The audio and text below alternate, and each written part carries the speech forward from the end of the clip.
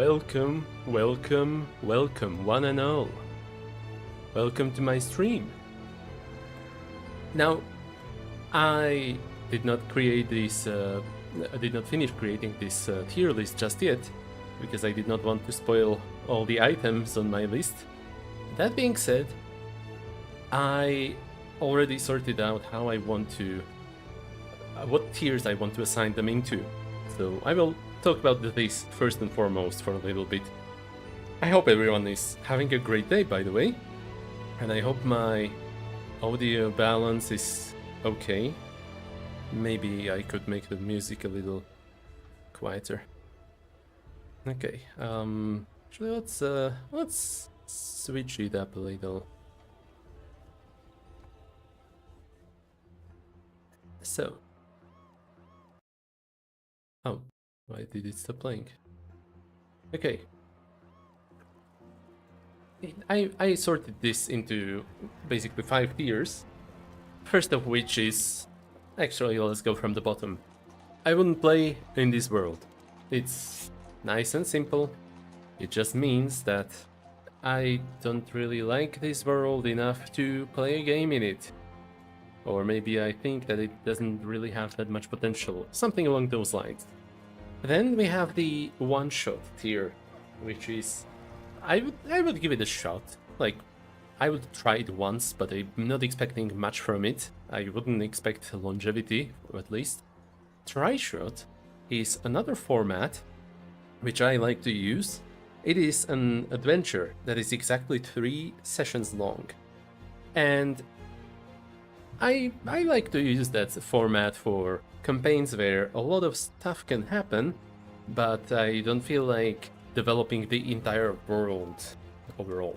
So that's my personal take on Tri-shot.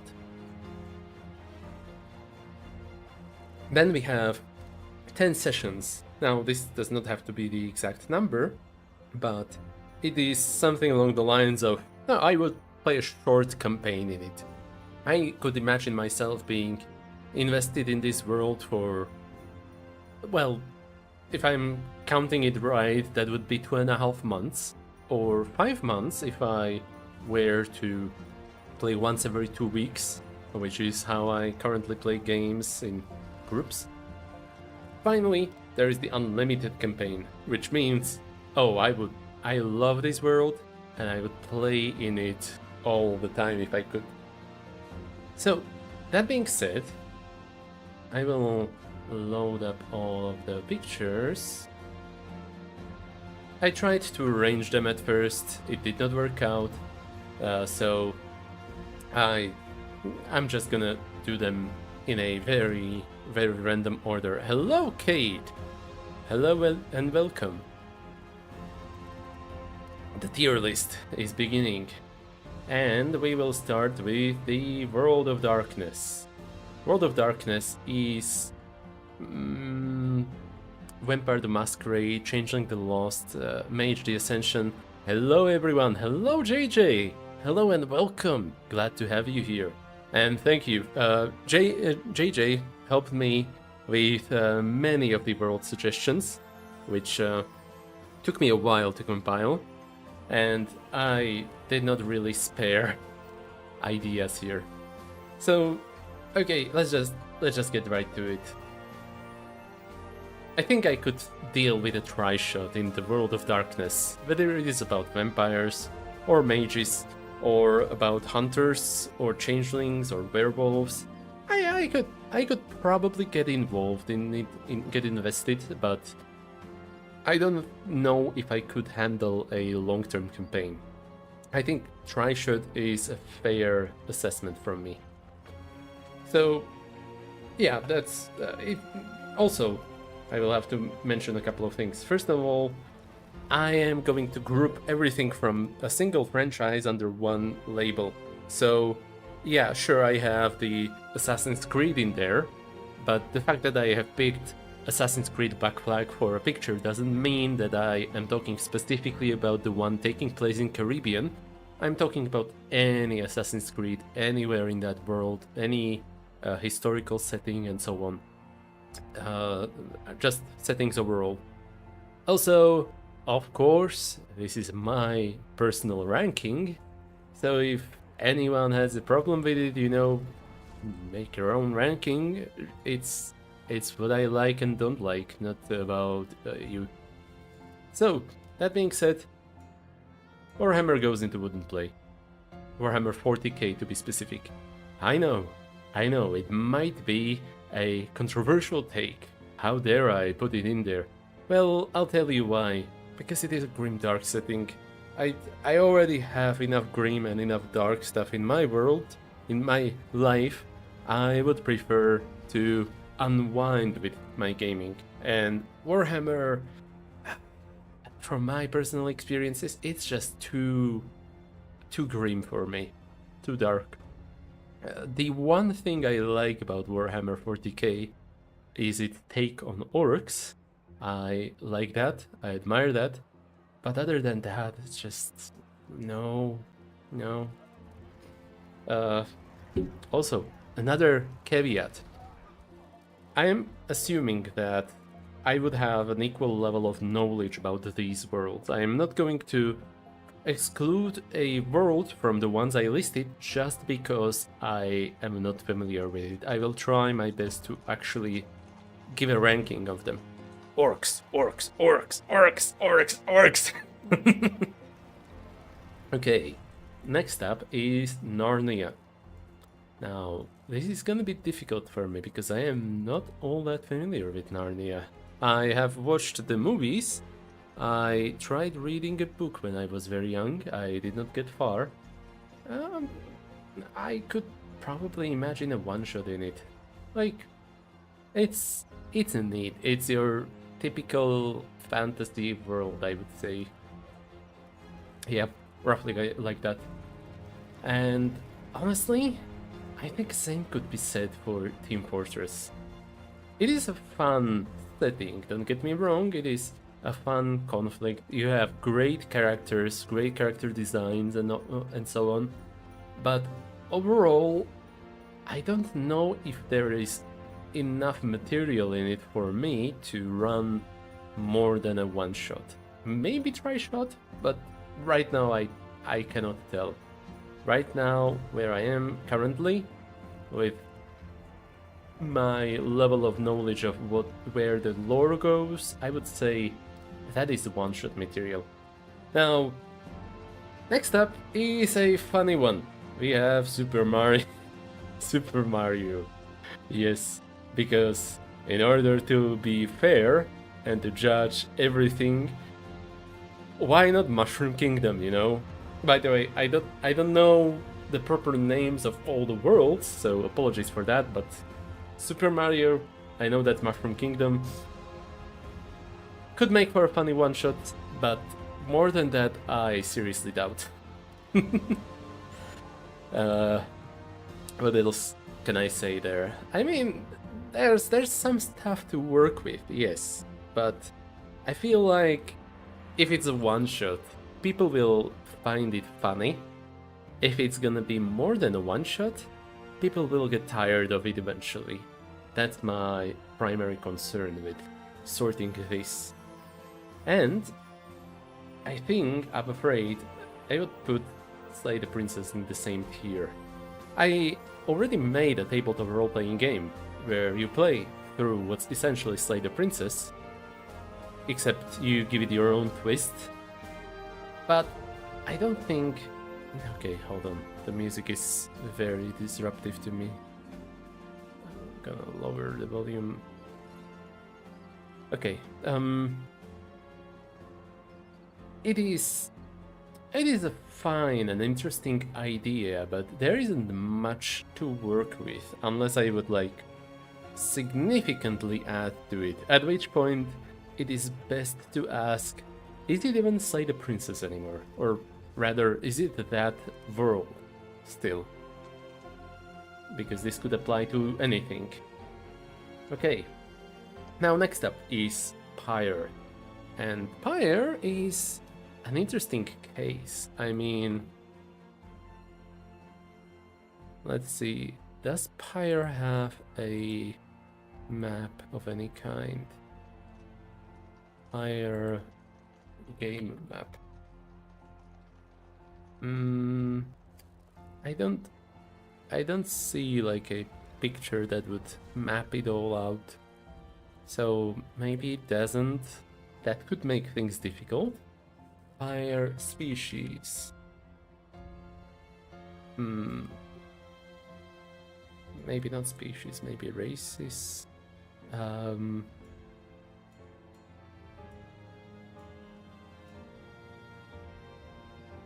Okay, races of the Pyre. We have, just as a brief overview, we have crones, curs, demons, harps, howlers, imps, nomads, saps, savages, slugs, and worms. That's already enough to work with. Like, I think this has potential. That's why I put it on the list. Okay, going by the names, I think howlers are gonna be the least relevant. It's like monsters. I don't even see them here on the picture. I guess they are these rounded thingies. Okay, whatever they are not that important. Imps are natural to this world. Let's just look at one of them as an example. This is Tizo. Playing an imp might be a little difficult. Actually no, because when the dialogues were sorted out in Pyre, you would always get this blurb about what the imp is saying, as in what he means, despite the little chirps and sounds being literal text. There's harps, which are pretty neat. They are animal things. I am not too keen on animal races, but all things considered, yeah, harps kind of work, I guess. There are also nomads. Those are basically humans, so that works. We have saps. Those are living trees, like Wolfred Sandalwood. I do like its art style. Like, it is clearly a little rough around the edges, literally, but it is also like very good quality artwork. Next up we have demons, like Judariel. Big muscular bodies, horns, yeah, that works. Curs are an interesting case because that's just dogs who can talk. We also have crones, which are snake-like race. So think like half is the body of a snake and also snake hair on top. So yeah, not sure how relatable those would be. Oh, this one is just displayed with a mask. I did not know. So we have those. We have also worms, which are literal worms. Just single-eyed worms. We have slugs. This is Falcon Ron, who is a shopkeeper, along with his father, probably. Yeah, puppy. And finally, we have savages, which are just like humans, but slightly different. People ostracized for their deficiencies or differences in Commonwealth. Ah, okay. So, like, she is ostracized because she is an albino, for example. Long story short, I think if I were to add something to Pyre, I could reasonably play out maybe even 10 sessions in it. But like, I would have to work hard to make it work because Commonwealth is not at all defined, and I would probably need a minigame for the right with the pyres and all. So yeah, that's my ranking of that. Roughly 10 sessions. Short campaign, but not tri-shot. Next up, the Rainfall chapters. Um, I think maybe try shot. Here's the thing. Dreamfall Chapters is an interesting case because that is mixing a cyberpunk world with a fantasy world in two separate storylines which interweave and interact a little. It is something that could work, but I feel like this could be done with any two worlds. So it doesn't have to be specifically Dreamfall Chapters. I just like the logic of it, the not aesthetic, but mechanics of it. Next up, we have Mob Psycho 100. The world of psychics. Real world, but with psychic powers in it and such. I could imagine maybe 10 sessions.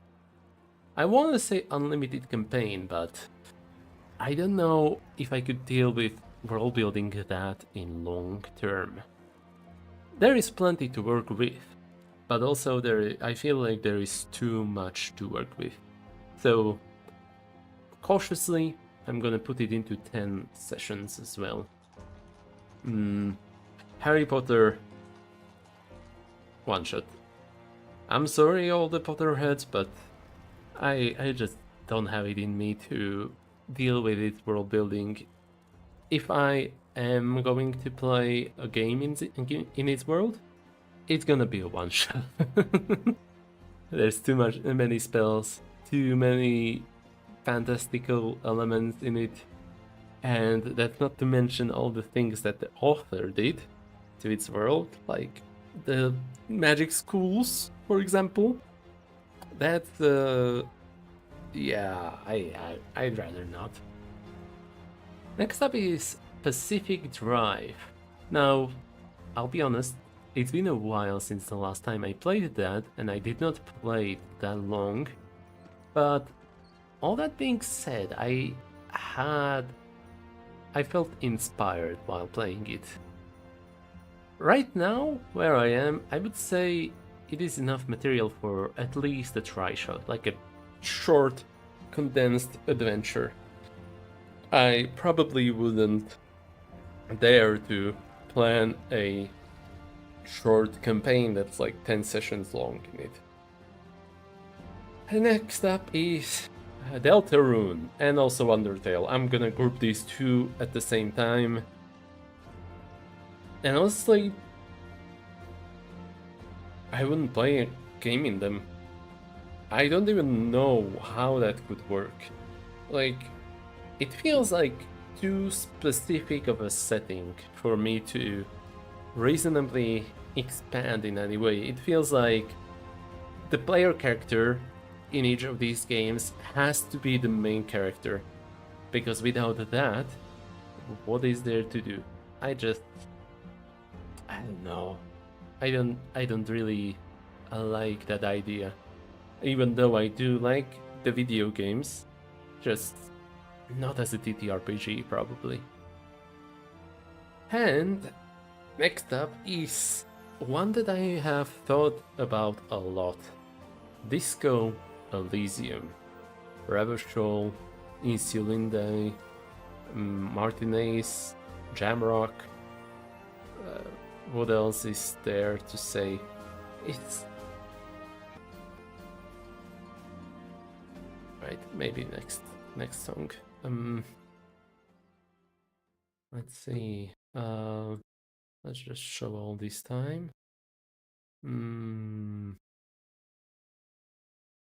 Okay, I need to pick a different song because I couldn't focus. Okay, I guess let's try this. So, Disco Elysium. I like its world building. I would have to prepare for it and study it a lot. But I think with enough preparation, enough ideas, I could possibly play in it either try shot or 10 sessions. I don't know yet how much exactly. Oh wait, actually, urban rooftop, that could be nice.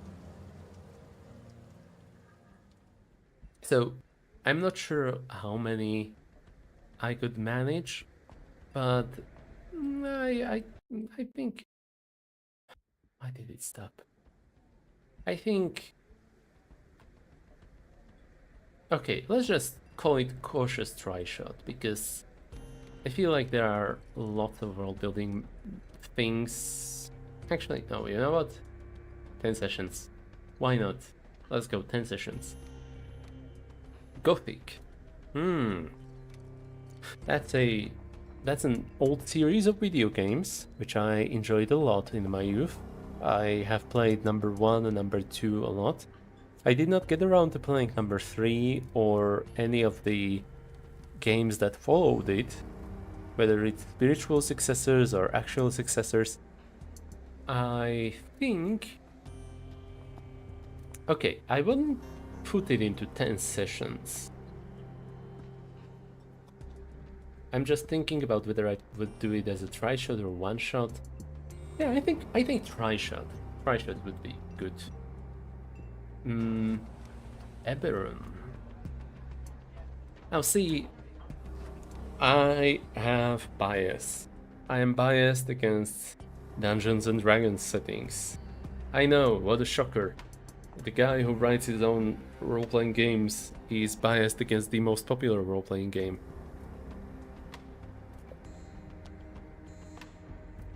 At the same time, I would say that Eberron is my favorite of these. So, I think definitely not unlimited campaign, definitely not wouldn't play, something between that. I'm just trying to compare it to everything else that's on these lists, and I think I could manage to do a try shot. The question is just whether I could manage to do 10 sessions. The reason why I would say Eberron is my favorite of D&D settings is because it has Magitech and Changelings. I like both of these a lot, so my biases are showing once more.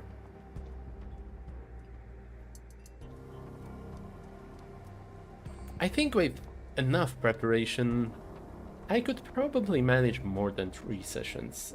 I'm gonna put 10 sessions. But like, this is exceptionally chosen that way. Next up is Severance. And Severance might be my first pick for unlimited campaign, which, okay, I did label it unlimited, but what it actually means is like, I would play it for more than 10 sessions. Hell, I would play it until we would get bored of it or something. So, what's there not to love? It's all taking place in an office space.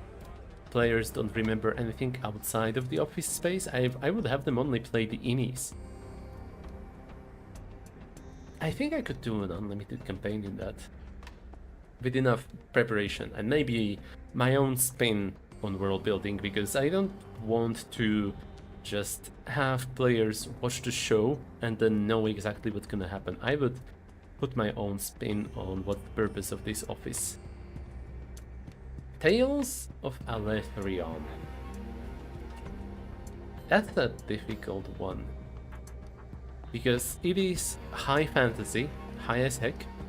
There are lots of spells, lots of creatures, lots of regions to keep track of. But I think if I were to put reasonable restrictions on where it can take place and what it's about, I would manage a try shot in it. It is a fun world, I like it.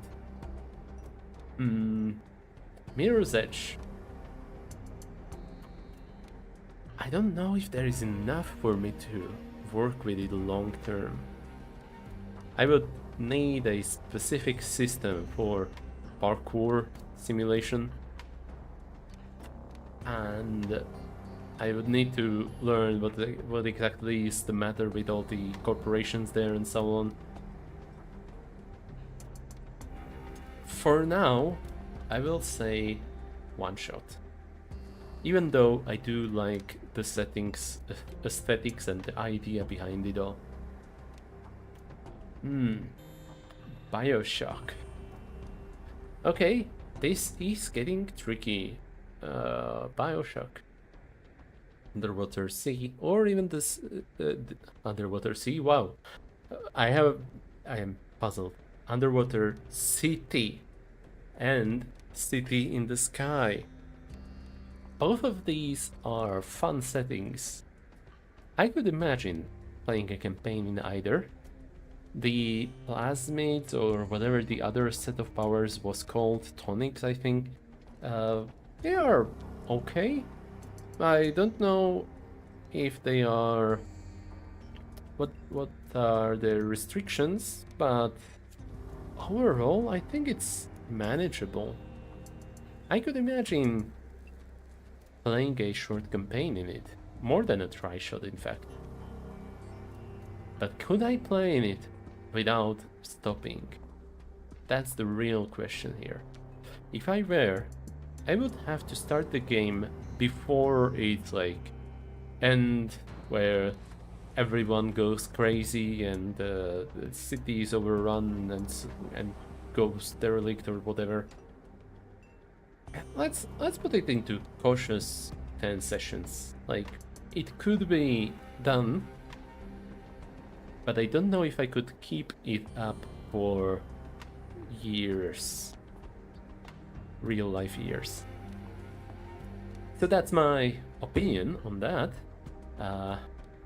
I'm seeing that I got fooled with some transparent images, but fine, let's just keep moving on. Prototype. Now, here's a fun little thing. I haven't played the Infamous games, but my headcanon is that Infamous and Prototype take place in the same world, or like same logic, because in Infamous everyone gets to manipulate some kind of element like electricity or concrete or whatever. In Prototype, the Alex Mercer gets to manipulate biomass. And I think that just clicks, it works. So it doesn't say Infamous, but we could assume that Prototype and Infamous would go hand in hand in here. And I think this world does something that I really like. It does have like unlimited amount of powers in theory. In practice, each person only has one type of power, with the exception of one specific character I'm not gonna go into.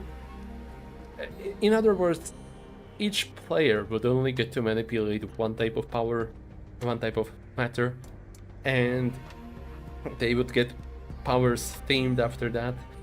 I think I might have a weak spot for worlds like that. But could I do more than a try-shot in this? Because I could totally imagine myself doing a try-shot in this.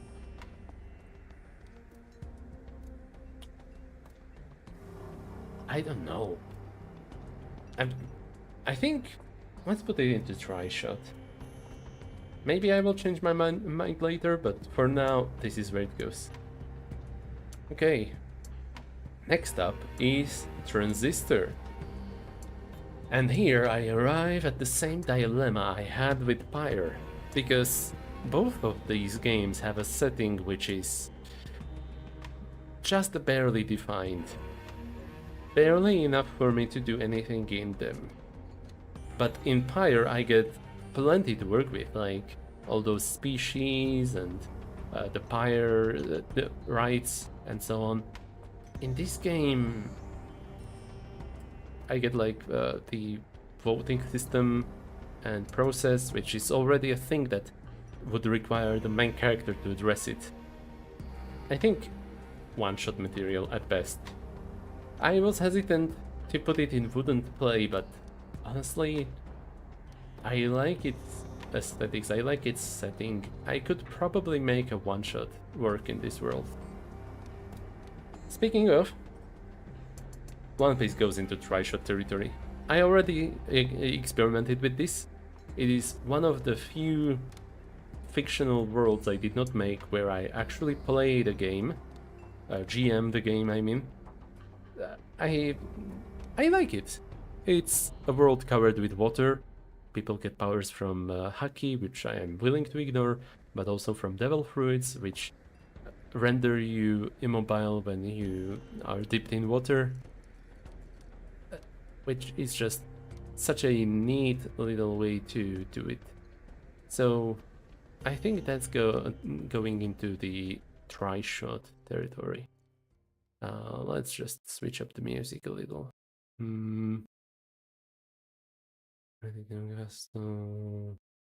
She's that Pharaoh Chamber Boiler Room. I'm just gonna find something that could be interesting enough for all sorts of genres. Resurrection, Folkhaven, Listening Post. Oh, maybe Listening Post. Let's see. Okay, next up is a funny suggestion to include Among Us. I did not expect the music to go like that. Among Us, about crewmates on a spaceship. I know there's been a show that came out recently. I did not get around to watching it yet, and I don't know when exactly I will. That being said, I could imagine a Among Us one shot. Totally. It's like, I find it just funny. That's all. That's all what I have to say there. Okay. Assassin's Creed. I like the franchise a lot. It doesn't introduce that many fantastical elements as far as I can tell. So it would be somewhat easy to world build with. At the same time, the sheer amount of settings it has to offer, like historical periods combined with geographical locations, I find that fantastic. I would love Assassin's Creed themed campaign. And honestly, I think we got ourselves another unlimited campaign option. I would do that. Okay, next up is Journey. Now, this might not surprise some of you. Most of these are video games because I went through my Steam library and just wrote down whatever I felt is applicable enough from there. But that being said, I think Journey is enough just for a one shot. Like, don't get me wrong, it is a beautifully made video game, but playing more than one session in it feels... I mean, yeah, sure, I could make a whole campaign about going after that mountain, but at the same time, I don't know if I could do it that well. I don't trust myself enough to do it, to attempt it, to consider it even. So, for now, one-shot territory. And next up, we have another popular pick, The Legend of Zelda. Oh boy, I don't know. Here's the thing, I did not play too many Legend of Zelda video games. What I played is Majora's Mask. That's all. I know roughly what it's about. It's about Triforce and eternal conflict, and we got the Seal Ganon and evil faces in Kordai. I think I could probably manage to do a try shot. Not sure if I would do a short campaign that lasts half a year. Actually, let's just... nah. Keep 10 sessions. I was about to like rewrite it into 12 because that would make it exactly half a year. But... whatever, just... nah. Okay, Hollow Knight. What a franchise, right? We got 2 video games, full of lore, full of ideas to explore, the infection and so on. Hey, probably try shot also. Yeah, I don't know if I could manage to do more than that in that setting. It feels rather gloomy. That's my biggest issue with it. Like, as a video game, it is fun, yes, but I would prefer to do something more entertaining with my players. And that feels a little too serious for my taste. So, moving on from something that feels a little too serious to Star Wars, which is. I mean, it takes itself seriously. I get that both of these have humor. I don't care that much about that. Yeah. What I mean is just the tone of what matters a lot. So, I don't know. Star Wars. There are plenty of planets to explore. The Force doesn't seem to have that many abilities. There are way too many races. And honestly, I am not that much of a Star Wars fan. I like it, but like, I like it casually. Okay, so here's the deal. I would put it between try-shot and 10 sessions, but I'm gonna round it down to a try-shot for the sake of keeping things simple. Because I could manage 3 sessions, I don't know if I could manage 10 sessions. It's going into try-shot territory. And next up, we have James Cameron's Avatar, with Pandora and Navi. I only watched the first movie. I did not feel like watching the water one. I don't know if the fire one is out yet. It's... Oh, yeah, I... Okay. I did praise that the Navi race is quite interesting, but I don't know if I could play more than one session in it. Let's put it into one shot. And speaking of that, we have Planescape. Plenty of worlds to explore. Lots of races, lots of magic, lots of everything. I like Sigil as a setting. I like the Lady of Pain as a character. I hope she will not strike me down right now. I think try-shot territory for me. Others might differ, but yeah, for me personally, try-shot. And we have Exandria from the Critical Role, including the Mighty Nine, which I like a lot, the Vox Machina, which I honestly never cared for that much, and Hell's Bells, which I cared for even less. I think maybe one shot. Yeah, probably. I mean, as far as fantasy worlds go, at least it's not going into the wooden play territory. Okay, so that's all nice and good. Watch Dogs. Do I even need to talk about it? Those of you who know me already know everything I'm about to say. It's about corporations. It's about conspiracies. It's about hacking and everything is connected. It's good. I like. So Watch Dogs goes into unlimited campaign territory. Yes, I would play unlimited campaign in it. I would probably need to spice it up a little for my own sake, but as far as everything here goes, unlimited campaign it is. And next up is Chainsaw Man. Now, here's a funny little thing. I did not watch Chainsaw Man. Not a single episode. Everything I know about it, I know thanks to JJ. So, I know that there are demons who get more powerful the more people are afraid of whatever they are a demon of. So, Demon of Tomatoes is not that powerful because few people are afraid of tomatoes. But the Demon of Darkness is hella powerful because people are afraid of the spooky darkness. I think Chainsaw Man. I could imagine a try-shot at least. I'm just thinking whether I would put it into 10 sessions territory. I don't know it enough to be able to tell right now. I feel like it's in the same area as Star Wars. I don't know if I could run 10 sessions in it.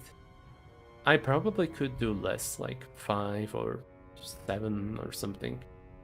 So, just gonna round it down into try-shot. And next up is One Punch Man. One Punch. Lots of superheroes. Focused pretty much on just a single city. Lots of enemies to encounter. Who am I kidding? It's a superhero world. If I take out Saitama from it, it's just about superheroes. I could imagine playing a one-shot in it. I don't know if try-shot would work. Well, let's put it into one-shot. Control. A secretive building full of weird supernatural artifacts. I haven't played the game, I just watched some lore videos, so... I'm thinking try-shot maybe. If I tinkered with it a little and actually put some effort into learning the setting itself, I could manage a try-shot. Not sure if I could manage more than that, but a try-shot, yeah, I could totally do that. And speaking of that, here's My Hero Academia, which is, in my mind, on a similar level to One Piece, because the supernatural people have one-of-a-kind power, usually.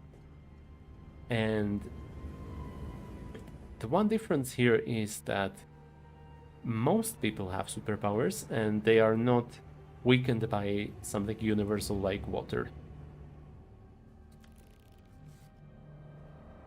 That all being said, I think I am ready to put it into 10 sessions. Yeah, that could work, I think. Not sure if I would center it around like high schoolers. Maybe university students, but definitely not high school.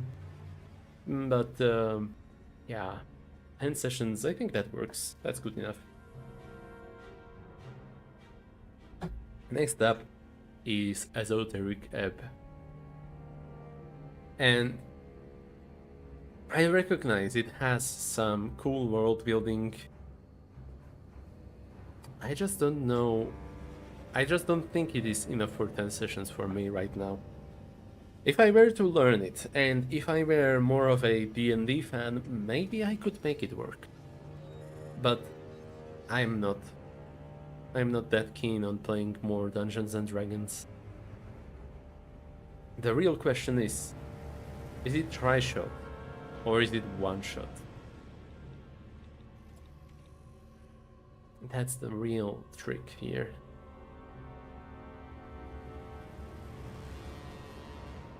I think I could do one-shot. Why not? So let's put it in one-shot. It's got fantasy races, it's got its conflicts in the world, it's got some neat world building, but I am not familiar enough with the setting to judge whether I would put it into try-shot just yet. Next up is Hades and Hades 2. I could probably do a try-shot in these, because it is about ancient Greece and it has some fun little modern twists to it, so I like it. I like it as an option. I think try-shot could work. Not sure if I would do more than that. Yeah, try-shot. Okay. And on our list next up is Avatar, The Last Airbender. I did not watch any of the shows. All I know about it is through cultural osmosis on the internet. Just by living on the internet and being like, oh, Avatar: The Last Airbender has a great hard magic system. And yeah, it does. It's fine. The conflicts of it, about the four nations and so on. Yeah, I guess that provides some potential. There's also the world of spirits, in case I would want more than just elemental bending. I think I'm picking whether it is enough for a try shot or 10 sessions, and I don't know yet.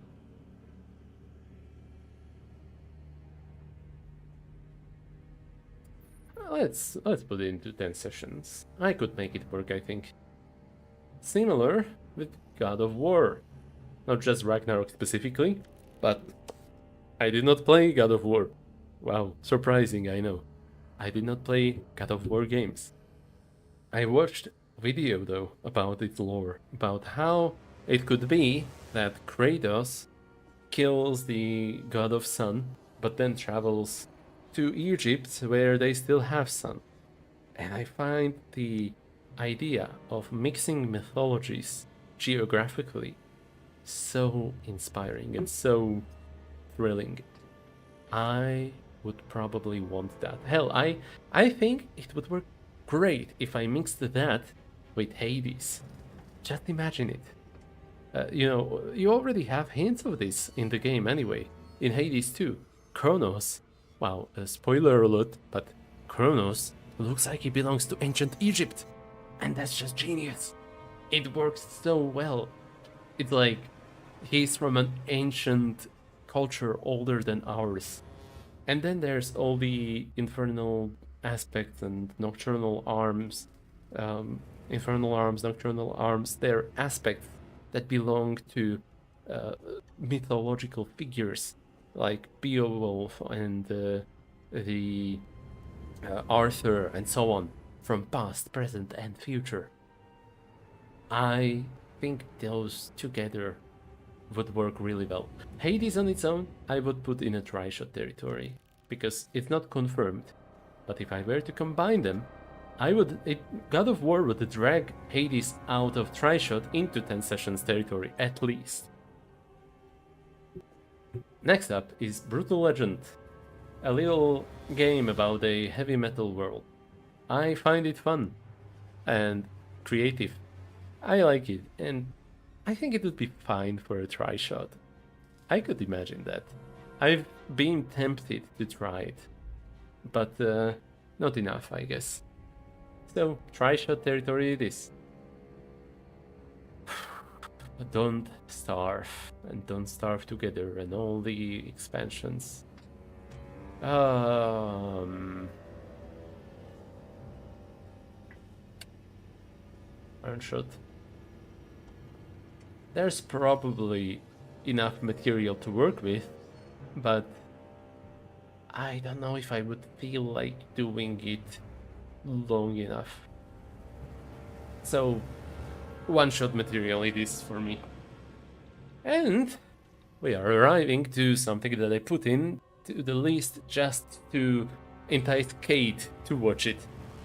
Stardew Valley, villagers, and taking care of your farm and exploring the forest area and going to the island and wizard and the sewers and Joja Mart. That's as close to a bad guy as you get, unless you are also counting the monsters in the mines and so on.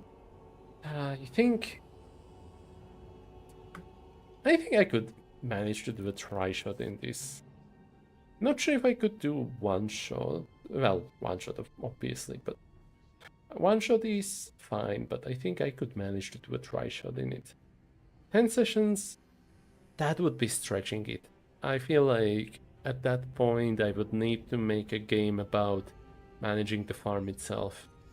If it was just a little self-contained story about here's the bad guy of the week and you have to face him or something, yeah, okay. I think try shot is fair enough. So, fine. MCU.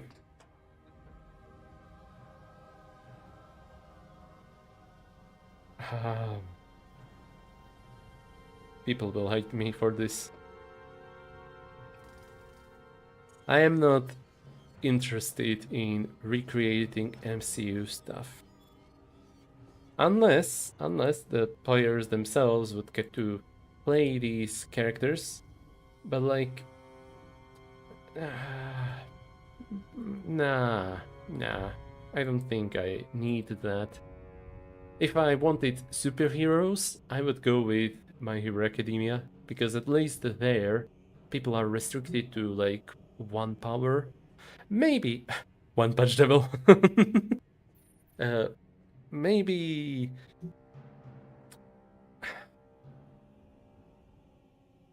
Yeah, no. MCU just goes into... I wouldn't do it, because I feel like it has so much lore in it, so many expectations, that I probably couldn't live up to them myself.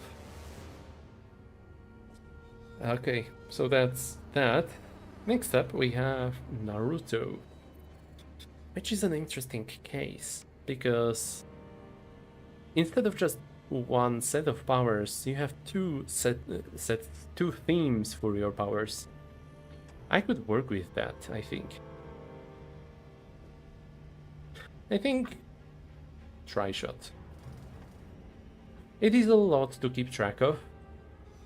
I think overall, just... yeah, 3 sessions. 3 sessions would be enough.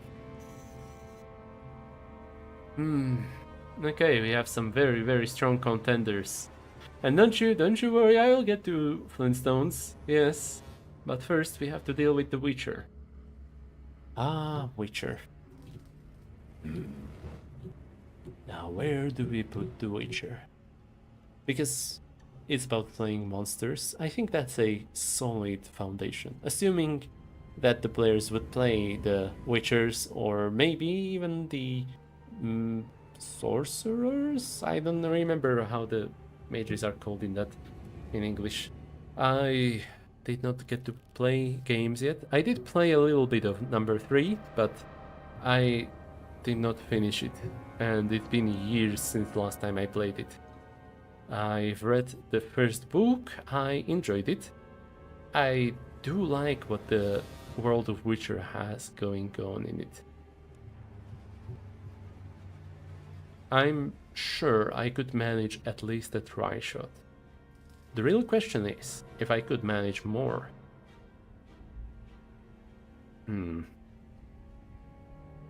Comparing it to everything I've got in the 10 sessions thing, I think I could, yeah.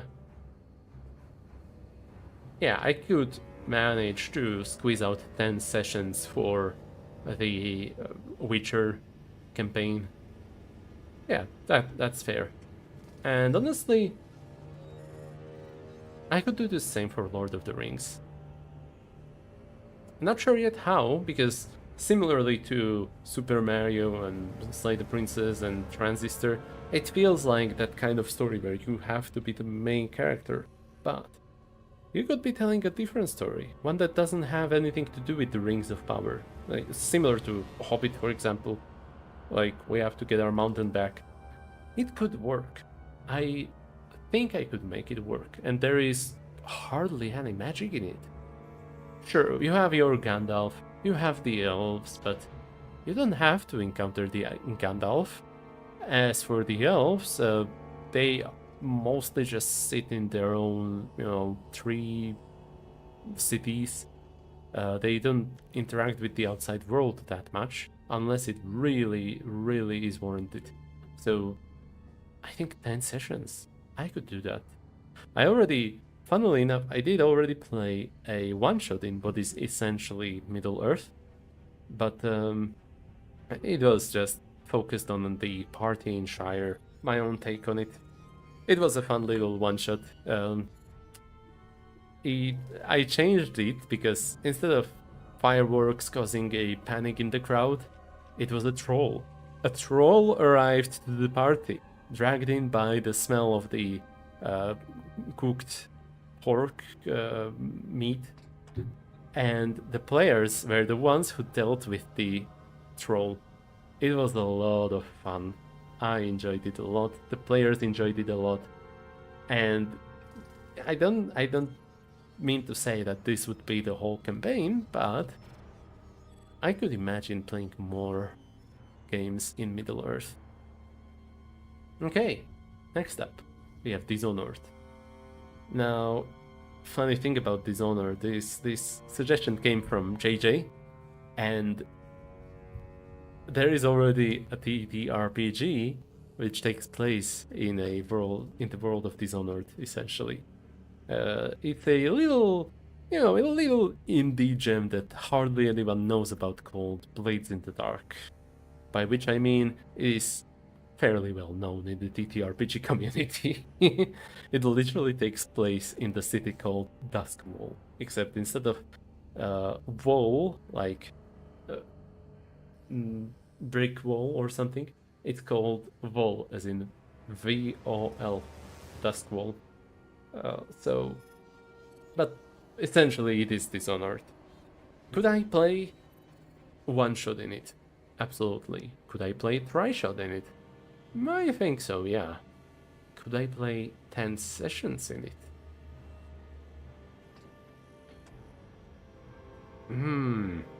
That's a tough one to judge.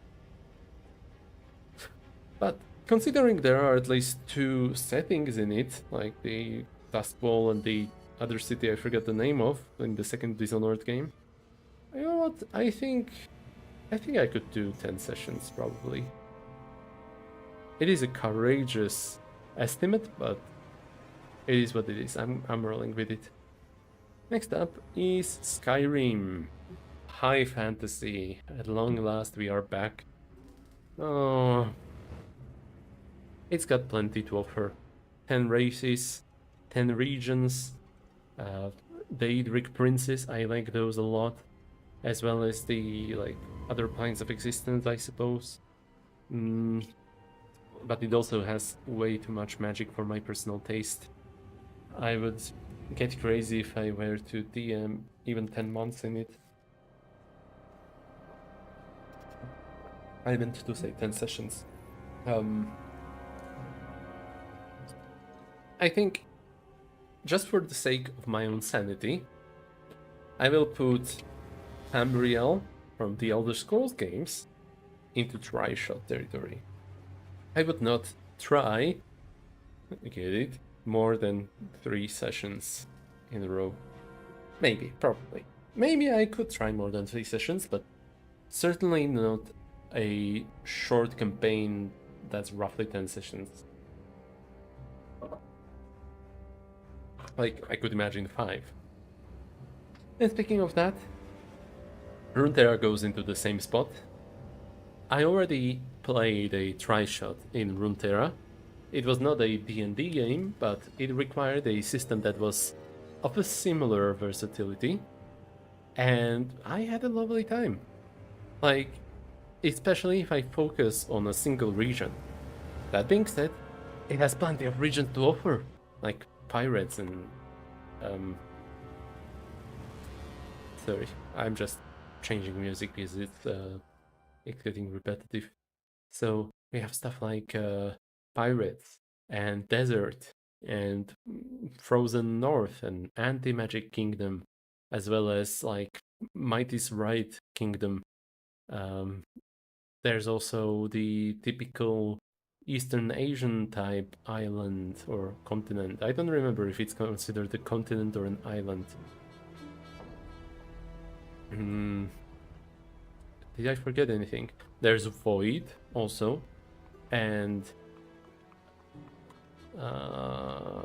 Shadow Isles, which are just edgelord lands for undead and such. Yeah, it's got plenty to offer. Oh, and the pillar, what's it called? Actually, let's just open the map.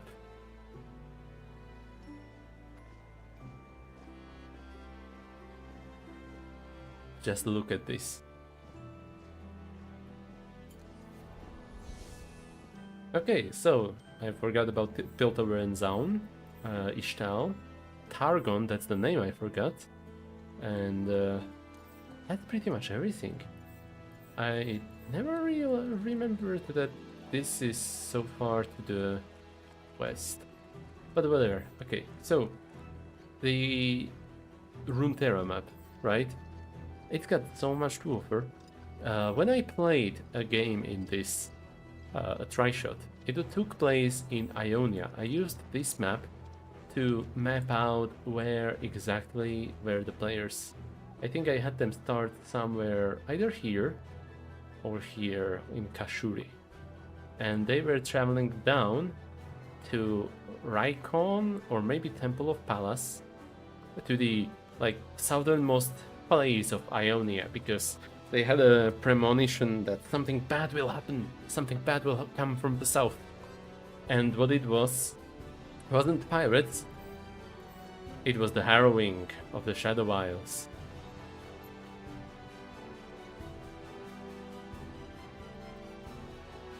Okay, yeah, they don't look that shadowy here, because this is like historical pictures. This is more like it. But the point is just that the harrowing came to the Ionia, because I got inspired by the fact that harrowing apparently spreads out and goes further every single time. And apparently, like, not apparently, about a year or two or so later, you know, Viego got released as a champion, and everything got swallowed by harrowing, affected. Like, I don't want to say that I predicted it. I was right. It's more like I just read the lore and I was like, oh, if it keeps spreading, then yeah, Ionia is next. Ishtal probably also, but Ishtal has like protective plants or something that would be keeping out the foreigners, or maybe it's just about Is it read like I Shao Kahn? Whatever. So the point is just this world has plenty to offer. But I think, just for the sake of my own sanity, I would put it into try-shot territory. Not something extraordinary, not like 10 sessions long or something. That's not extraordinary, but for my own level of competence, I would say this. And similar thing has to be applied to World of Warcraft. I like it. I talked about it earlier and yesterday with some friends. I like its design of races. I like its environments. It has so many good environments to explore. But at the same time,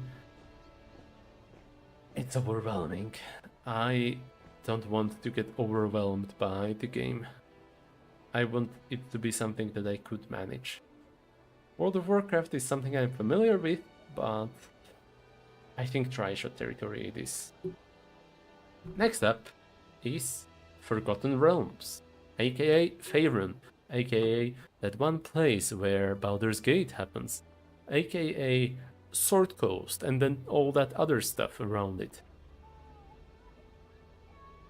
I already had enough of Forgotten Realms. I think one-shot territory. Though I should probably mention I am ranking this based on how much I would be, how much I would want to be a game master for these worlds. If I am a player, I think I could manage pretty much anything, as long as the GM also can manage. But like, this is my ranking of game mastering these worlds. So next up we have Enna. I don't know why I've put that in there, because Enna doesn't have lore that is specific. It's very hard to judge anything Enna themed on playability, because it's so unpredictable and random and digital. I could do a one-shot. Could I do a try-shot though? I mean, I think with sufficient preparation I could pull it off.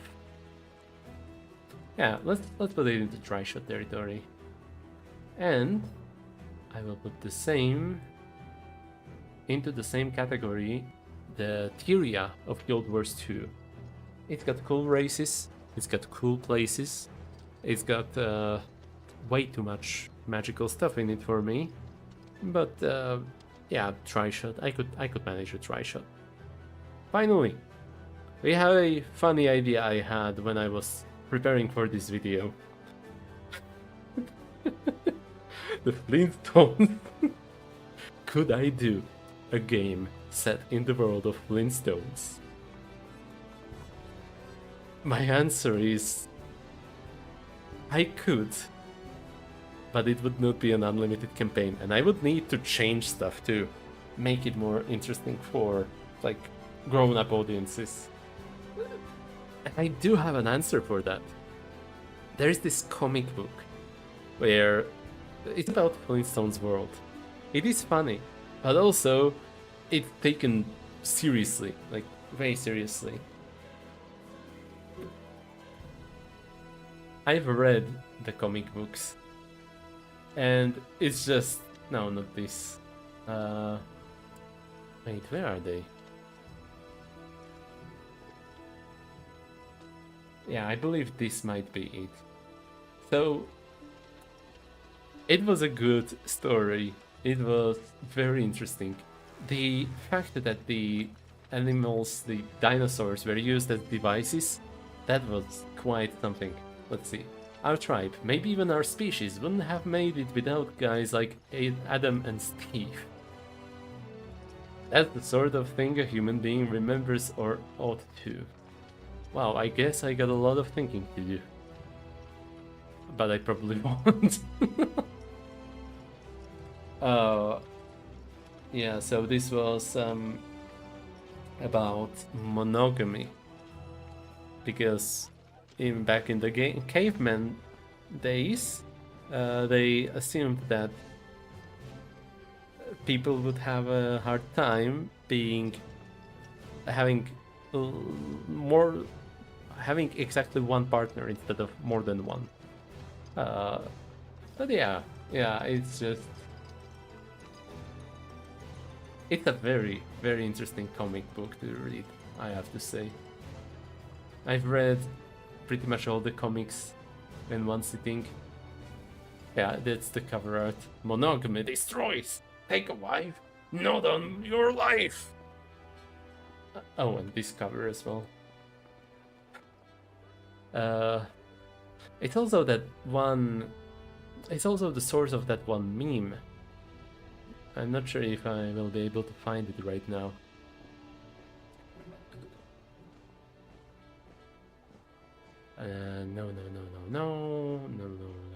No. Is it this? Thanks, but you can save your gimmicks. If people really need these vitamins, then we shouldn't have any problems selling. Oh, it's the Flintstones vitamins. No, seriously, you need an angle. Animals, cartoons, cartoon characters, anything helps. That Wilma will stop loving me. Marriage is like insurance. You only enter into a lifetime commitment because you're afraid of the future. But does being married mean she will love me forever? Or is it just my attempt to keep her from finding someone better? Is marriage really a sacred bond, or just the illusion of security? Oh, how in holy hell did the Flintstones comic end up the most real works of fiction? Me and my wife eats the last of the hungry man's frozen dinners. Ah, come on. I need to find that one meme. Because it's a good one.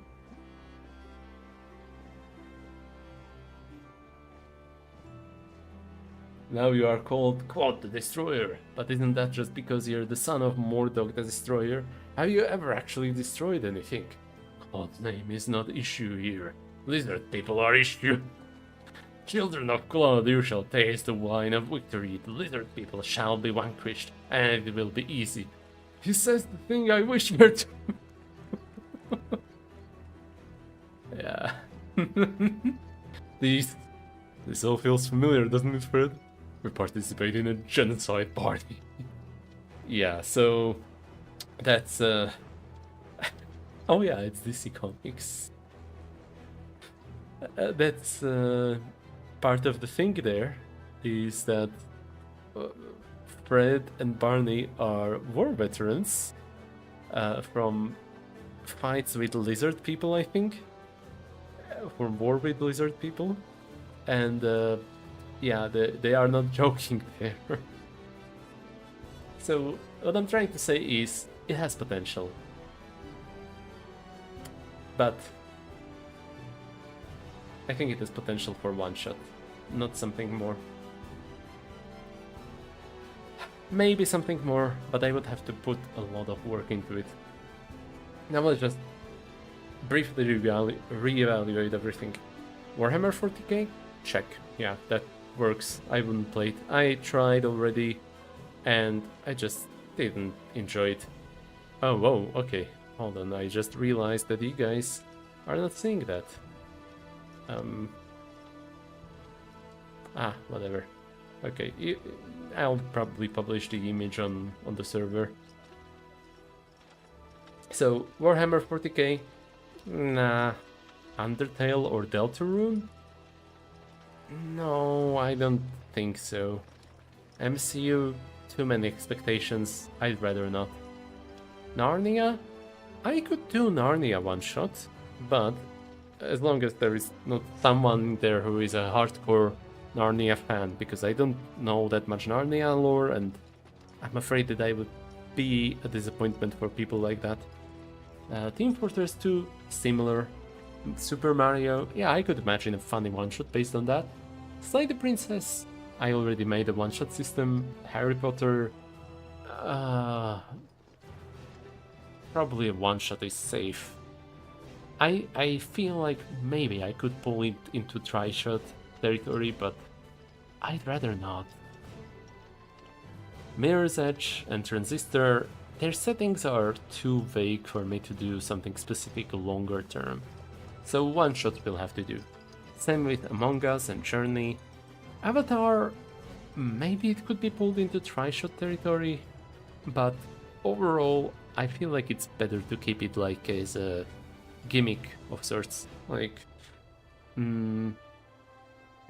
Ooh, I got to play Pandora today, so just a one-time thing.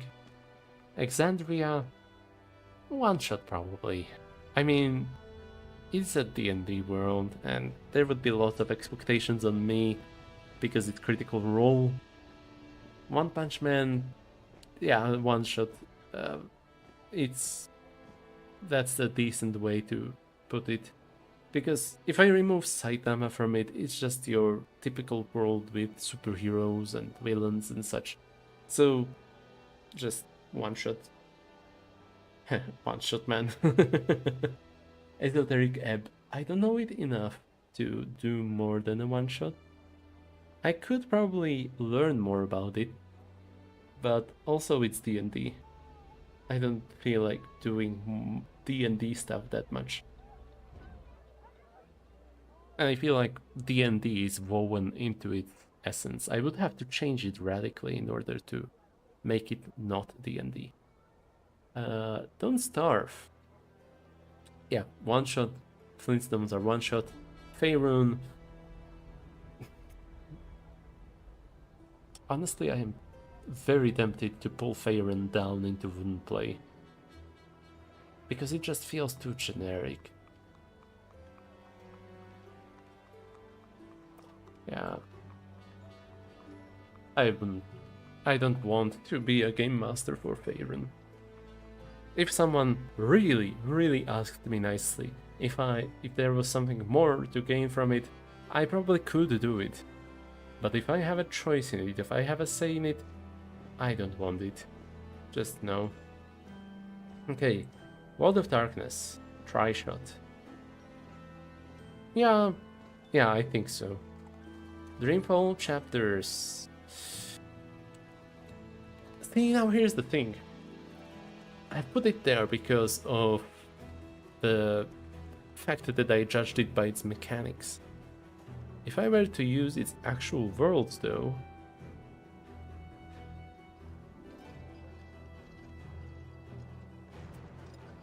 yeah, let's downgrade it to a one-shot thing. Pacific Drive, yeah, I could do a try-shot in that, as well as Gothic. Tales of Elathrion, yeah, Prototype, One Piece, Legend of Zelda, Hollow Knight.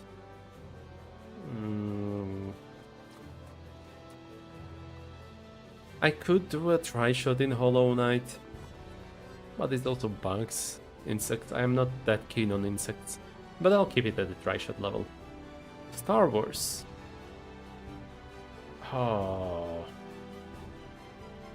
Let's keep it a try-shot. Planescape. Yeah, I'll keep it there, as well as Chainsaw Man, Control, Hades, Brutal Legend. Yeah, I'm gonna keep it there as well. Stardew Valley, Naruto.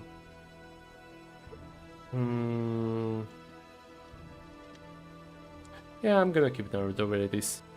As well as Skyrim, Legends of Runeterra, Warcraft. These three are like major high fantasy franchises among the video games, so I feel like it would be weird for me to split them apart.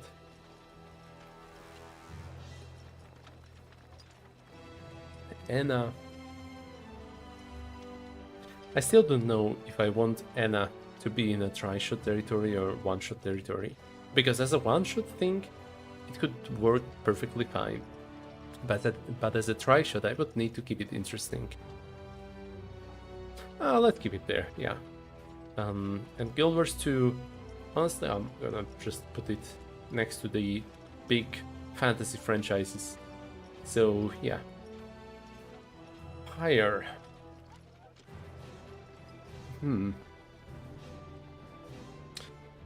What? Oh.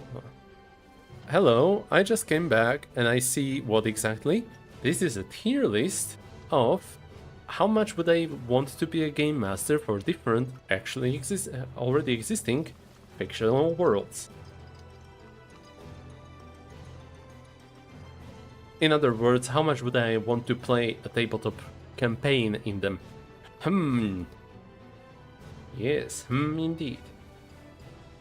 Now, I am just reorganizing everything, seeing if I change my mind on something. Because Pyre...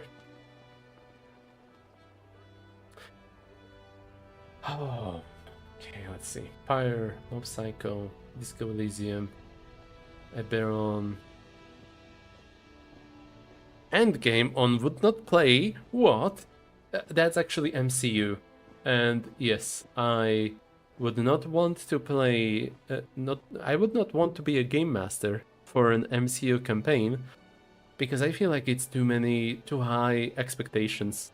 People would expect me to be like, oh, but don't you know about this one specific character from comic books? Or don't you know that Iron Man has actually a peanut allergy? So just, I'd rather not. That's too high expectations. Fire. Honestly,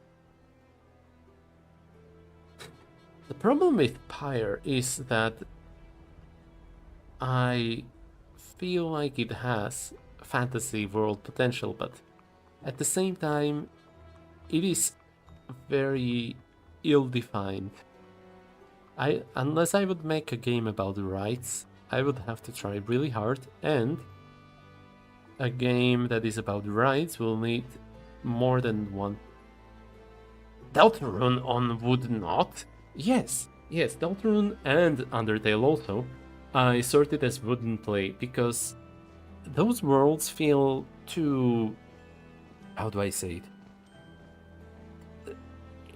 It feels like it has to be about the main characters of those worlds. And I literally cannot imagine what else would it be about. Because right now, it's not finished. I don't know what it's gonna be like or about, so just I don't think I would want to do that. Not because I am afraid of getting the ending wrong, but because I feel like it's not something I could reasonably put my own spin on or something like that. Unless I would be literally playing through the story of the video games, but at that point it's like, you can already do that. You know, you can play a video game. You don't need me to play the video game. I would need to bring in something of my own. Honestly, okay, to be fair, Deltarune in theory could have potential, because you could say like, oh, what if Dark Fountain opened in Metaton's house or in the burger shop? But does it have to be about Chris and Susie and Astria, Ralsei? So, yeah, I'd probably rather not play it. Feels like the expectations for it are too high. It doesn't.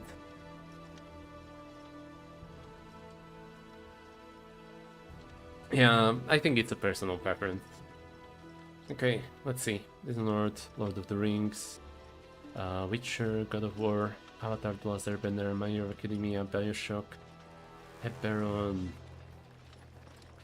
Yeah, honestly, considering all the D&D worlds, I think Eberron I find the most acceptable, because it actually puts thought into the consequences of having magic in their world. Let's see. It can be about anything, but like, sure, yeah, I can see that. Yeah, thank you. Disco Elysium, Mob Psycho, Fire. I think I'm gonna downgrade Fire to Trisha territory. Like, I think I could manage more than 3 sessions, sure, but I don't want to make it all just about the rights, and it's rather ill-defined. Okay, explain why MHA is on 10 session but Marvel is on Woodnot.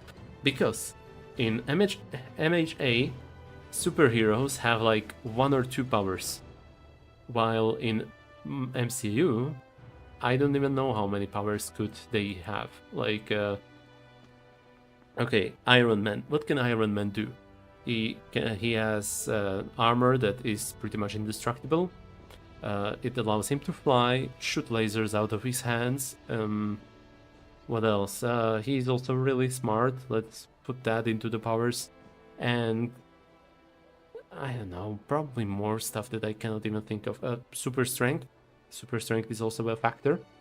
Hulk. Okay, Hulk is like one note, because super strength and rage and stuff. But then there's just the question of, okay, if you are in MCU, are you playing the Avengers, or are you playing some superheroes of your own? While in My Hero Academia, you could come up with your own quirks. You could totally have your own quirks, and as long as they have like reasonable limitations, the whole shtick there is that you have like one quirk at the same time. Unless you are the main character, but I am not going into this assuming that the player will be only the main character. Like, let's see. If I am doing a Super Mario game, no, if I am doing One Punch Man game, I am not gonna allow someone to play Saitama, because that's just, that's the protagonist. And if I remove Saitama from that, it's your world of superheroes. The difference, I feel, is that with MCU, I would have to orient myself in all of that lore. All the movies, all the shows, probably even comic books and so on. My Hero Academia, I feel like it has way less lore to it, way fewer things that I would need to know ahead of time. One Punch Man, that one is just like whatever goes. If I were to set it in a different city than that one city where everything takes place, I could come up with my own superheroes. The only catch is that, unlike in My Hero Academia, here superheroes don't just have one thing for them always. They could have more than one thing. So I think that's why My Hero Academia I could do a short campaign in, because it comes with a limitation. The quirks come with a limitation of you can have one.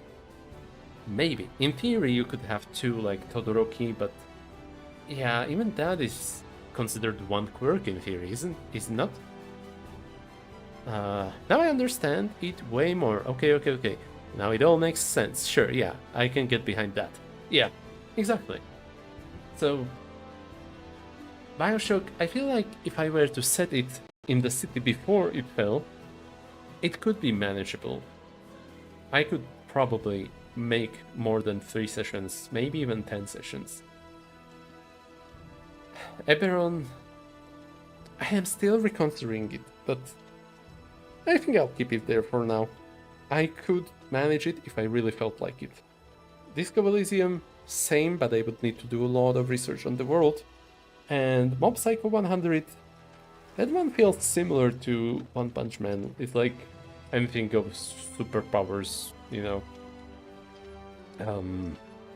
But why is Lord of the Rings on 10 session and not unlimited? It's just Fantasy World. That's a great question. I feel like I don't know if I would be able to keep it interesting enough to keep it more than 10 sessions. When I think about Hobbit and Lord of the Rings, both of these are stories about travel. Like, Lord of the Rings, get from Shire to the Rivendell, there's Council of Elrond, someone has to bring the ring to Mordor, travel with the ring through Mines of Moria, Lothlorien, the river, get to the mountains, Mordor, Black Gate, meet Faramir for whatever. Other ones also travel from the river place to Rohan, Gondor, and so on. So, and Hobbit also traveling from Shire to the Lonely Mountain, freeing the Lonely Mountain. It feels like it's a lot of traveling.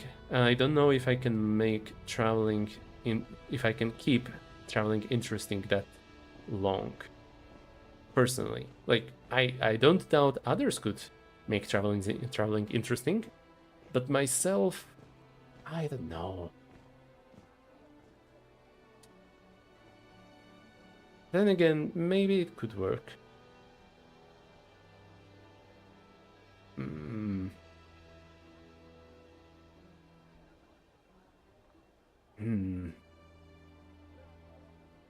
Can Lord of the Rings work for me as an unlimited campaign?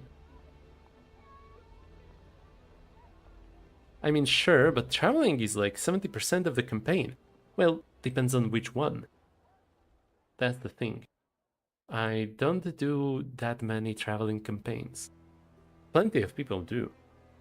I just prefer to have city campaigns where people are staying in one city.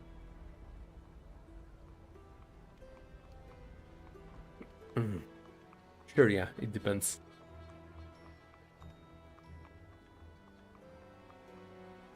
Honestly, okay, yeah, I could see it. If I were to make it about traveling, if I were to learn how to make traveling interesting, I could do an unlimited Lord of the Rings campaign. And I think this is good enough for a final ranking on my side. But sure. Yeah. Yeah, so this is it. This is how I would rank them. Do I feel like ordering them within each ranking? Nah, it's just random. Don't think that something is higher or lower just because it's like it matters. It doesn't matter at all. Also, One Piece. Yeah. So One Piece is on the try-shot territory because I already did a One Piece try-shot, and it was just right. Like, yeah, sure. If I wanted to tell a story of traveling and getting the One Piece treasure and so on, I would need more than 10 sessions. So it would have to be an unlimited campaign if I were to do proper, authentic One Piece. But I am not assuming that players would be playing as the main character. So they are not trying to be the king of the pirates, they are not Luffy, they are just some pirate crew. And for that, I think a good format is try-shot. You arrive to an island, you find something, you deal with the local problem, and then you leave the island. So, yeah, that's why I've put that into the try-shot. Any other questions? Let's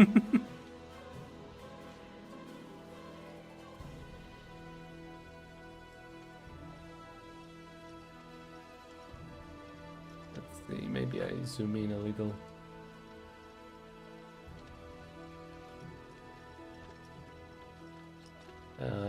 I am thinking.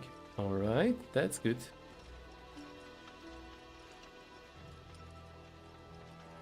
Oh! Oh, wait, okay. That's actually a good idea. I got a suggestion on Discord, which I currently have muted, so I did not see it until now. And boom, boom. Ignore my twin. It doesn't exist anymore.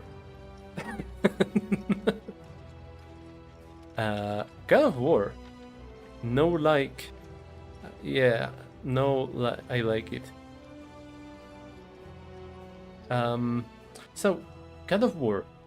I will be honest, I haven't played Game of Thrones, God of War games. But I've seen an interesting video on the God of War, and I think it could work. I think it could totally work as a setting for games, especially when I consider the fact that it would allow me to explore multiple different mythologies and so on. Well, no. Like, I like it in 10 sessions, it makes sense. Yeah, it can for sure work. Yes, exactly. Okay, yeah, I think that's the final ranking then. I did not get the notification on the message because I was too busy streaming and I did not get the notification. I have the streamer mode enabled, so too bad. But here's the final ranking. I believe that's it. Yeah.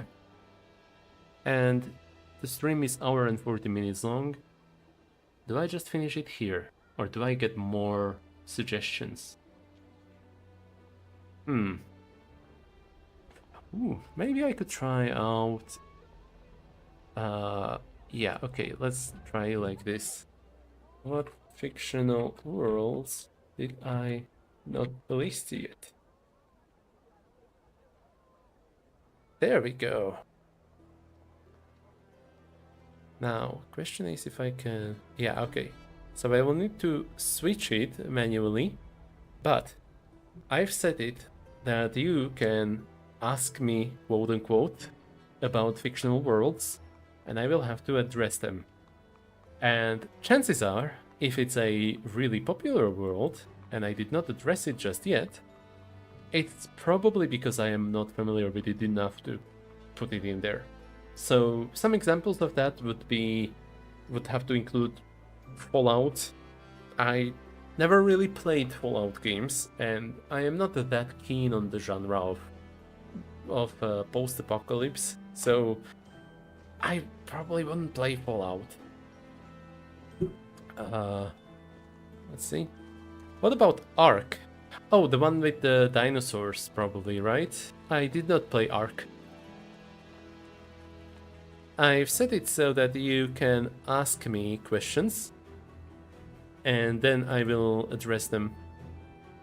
So I'm gonna actually go into a little break, just for my own sake.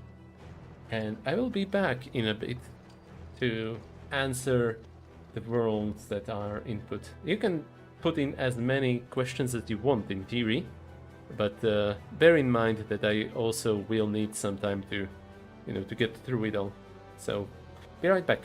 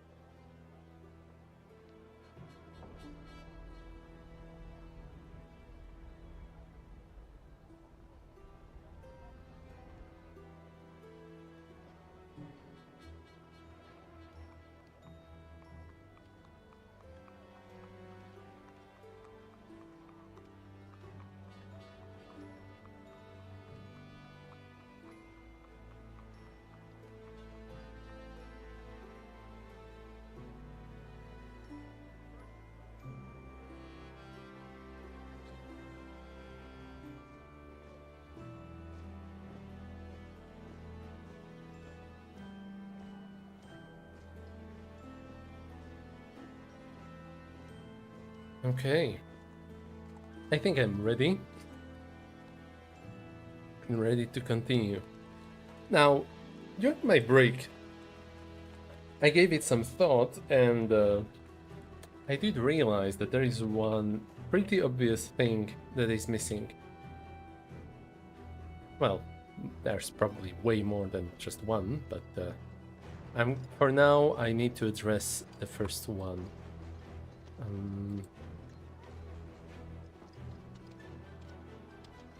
Just gotta find a good picture for it. Yeah, this will do.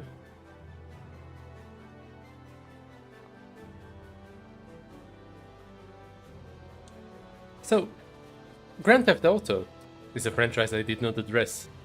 And the question is, do I want to play a game in a world that is essentially our world? And I think the answer to that is no. I mean, I could in theory imagine a one-shot. Like, it would be funny to be in Los Santos or something. Yeah, you know what, let's put it in one-shot. But like, I actually wanted to put down GTA. You can put more than one question. Can you not? Hold on. Yeah, okay, I don't see any way to control that, so maybe you can put more than one question.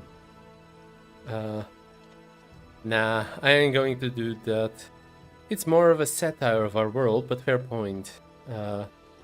Because you returned. Yeah, you can still keep asking me. You can still keep asking. That being said, yeah, it's a satire of our world, sure, but at the same time, what more is there? What kind of world building? It's like fictional American cities. That's the whole world building behind it, as far as I can tell. So it's like, yeah, we could play a game in Los Angeles or Chicago, or we could play a game in Los Santos and Las Venturas and Liberty City. Like, who cares which city it is? It could matter, sure, but overall, it's just modern world, you know? And speaking of worlds that are just modern world, except this one is a little more.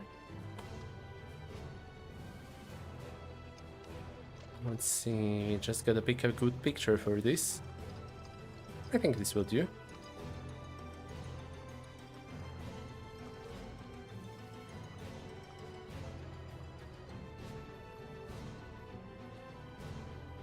That's right.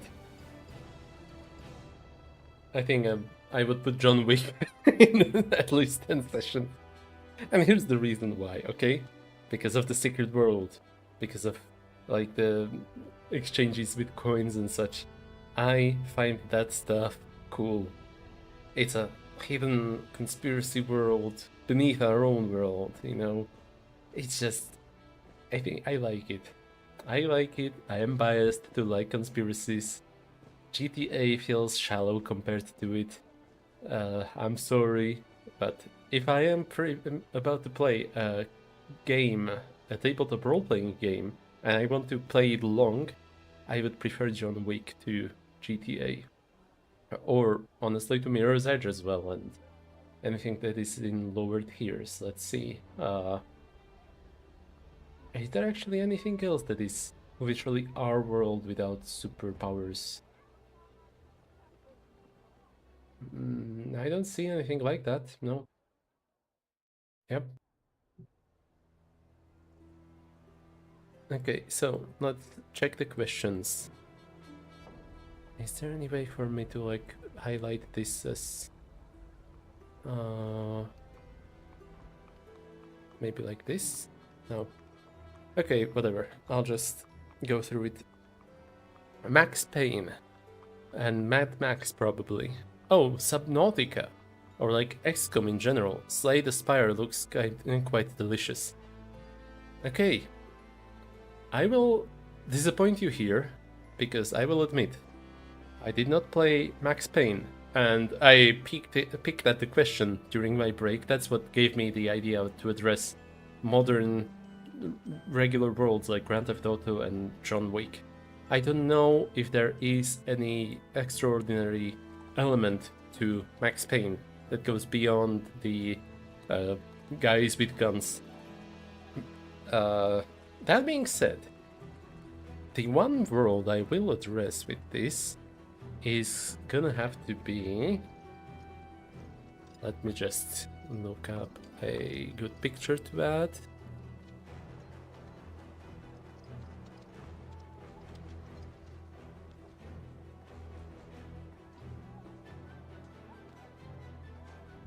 Subnautica. I think it has potential. It has world building. Yes! Yeah.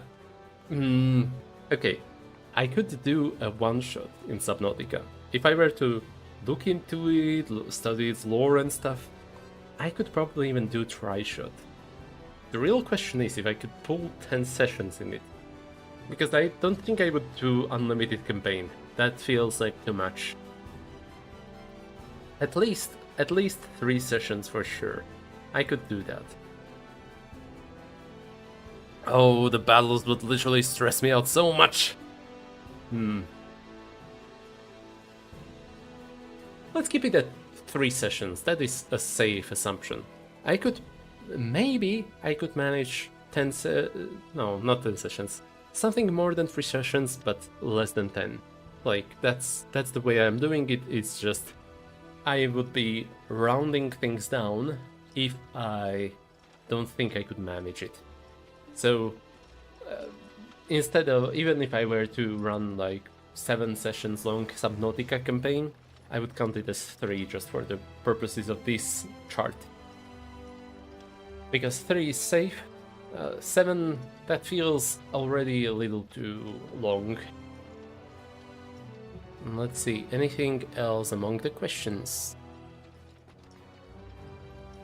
Okay, not yet. I'm trying to think of more games, more media actually to address. I did consider addressing stuff like Half-Life and Portal, but I ended up not including them. It just, I don't know. It doesn't feel like TTRPG materials to me. They are fine games, but I don't think I would want to play prolonged games in them. For the same reason, I also did not include... Not the same reason. For the same reason as Max Payne and other suggestions, I did not include stuff like Westeros from Game of Thrones, or... let's see, Westworld, Cowboy Bebop, Jujutsu Kaisen. I don't follow all the media, so I do have some gaps and some things I just don't know much about. That being said, let's see. Maybe if I look up top movies, like top 100 movies, maybe I will get some inspiration. The Godfather, that's pretty much just our world, so I'm gonna skip stuff that is just our world but focused on something. Raging Bull, Casablanca, Citizen Kane, Gone with the Wind, Wizard of Oz. Yeah, I don't think I would play a game in Oz. It is a fine world, similar to like Wonderland. Like, it works as a story, but I don't know if I could keep a game in it interesting. They could work as one-shots, but nah, not worth even putting on the tier list, I think.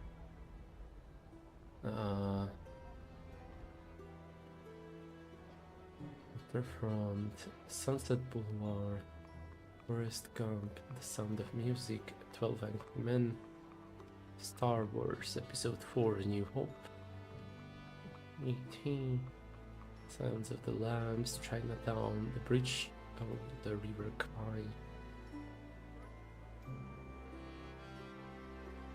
Anything else that is interesting here? Amadeus, The Lord of the Rings, Return of the King, Gladiator, Titanic, from here to return. Yeah, Titanic, unlimited campaign, no end.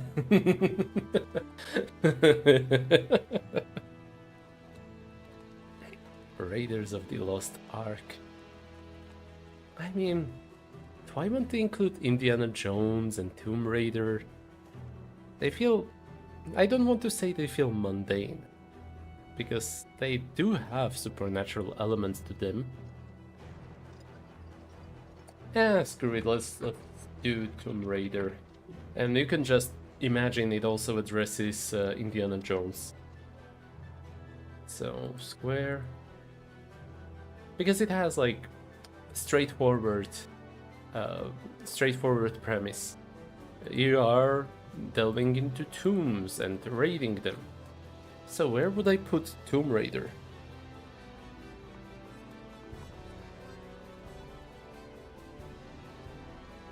Here's the thing. I'm gonna put it into 10 sessions. I could imagine doing more, maybe even way more. I just don't know if I could imagine an unlimited campaign that would run until we would get tired. Tri-shot, in my opinion. What? Yeah, if it was focused on a single tomb, I could imagine a tri-shot, yes. But also, Tomb Raider, yeah, it could. I think I could stretch it on more. If I were to focus on more than one dungeon. Are you crazy? No, I'm not crazy. But like, you know, raiding dungeons, raiding tombs, there's plenty of potential to that.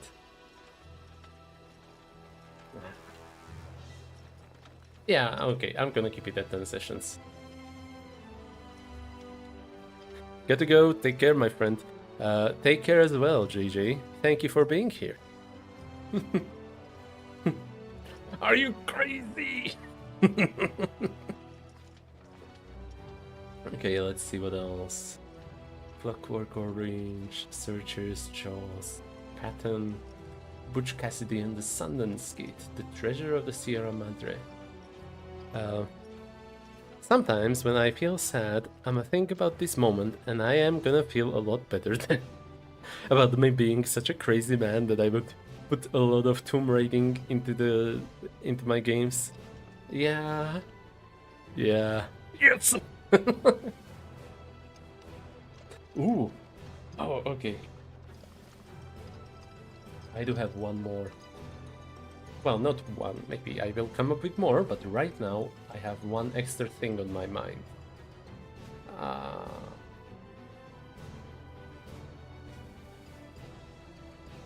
Okay, this will do as an image. And I will once again show off my biases here, loud and clear.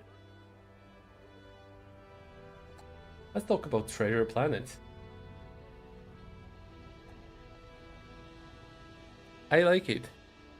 I am very biased. I like Treasure Planet a lot. It's about sailing through space, on ships, exploring planets probably. Well, it's not. That's not what happens in the movie. In the movie they find the map to the Treasure Planet itself and they go for that. There are plenty of alien species. There's some sci-fi technology, but there isn't that much else going on. It's not like, and then they can also cast magic spells, and I can do this and teleport the ships or something. No, I feel like it's overall rather down to earth, despite the sci-fi elements. So, similar to Tomb Raider, I could probably imagine the 10 sessions, maybe even more, but not an unlimited campaign. It would have to be bounded somehow.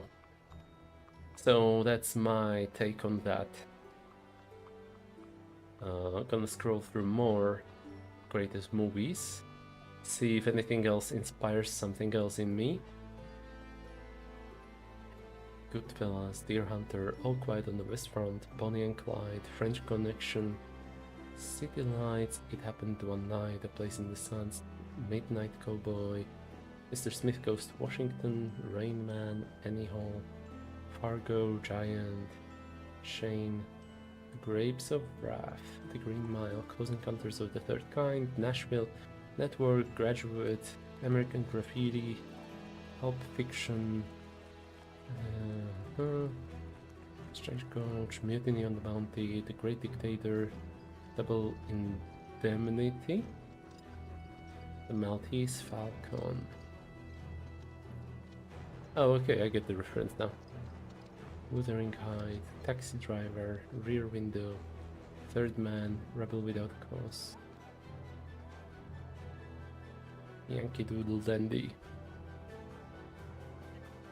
Also a question, why is Witcher only in 10 sessions?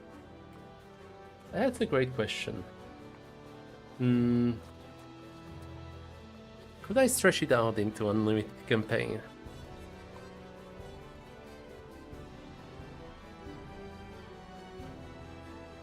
I could in theory, yeah. The only problem for me is the question of whether it wouldn't be too much for me to handle. Because there are a lot of fantastical elements in it. If you read the book and also read also the game books, you can make it most definitely unlimited. Yeah, I could. I know that. Like, it is something that I don't doubt people could keep going on and on within for years. The question is just whether I can handle it as a game master for years. Not like competence-wise. It's literally a folklore game. Yeah, I am aware. I've finished reading the first book. It is good, but the worry is more that there is a lot of stuff to keep track of. Know what I mean? Like, there are all these different types of monsters. There are also spells that sorcerers can cast. I don't know if they are called sorcerers in English, but doesn't matter. There's probably some other supernatural stuff as well, like the stuff with the other world that overlaps and so on. Vampires. Yeah, I know. Yeah. So, I think for the sake of my own sanity, I will put it at 10 sessions. Like, in theory, I could keep it unlimited, but I don't know if I would want to. So, 10 sessions it is. So that was top 100 movies. Good. I understand why it's just 10 sittings. Yeah, by the way, for some strange reason that is beyond me, YouTube decided that it's a good idea to automatically translate all messages into my native language for me. So unless I hover my mouse over my cursor over a message, it's gonna read not in its original writing, but in my first language, and that just sucks because I like to read the comments of people, and I want them to feel like I've read their messages, but it doesn't feel like that if I paraphrase them, you know? So, yeah, that's just a little nitpick. I did not figure out yet how to disable that. But, okay, let's check the questions. Okay, I guess... Is this how it works? Oh, this will remove all the questions. I can keep it on open for now, I think.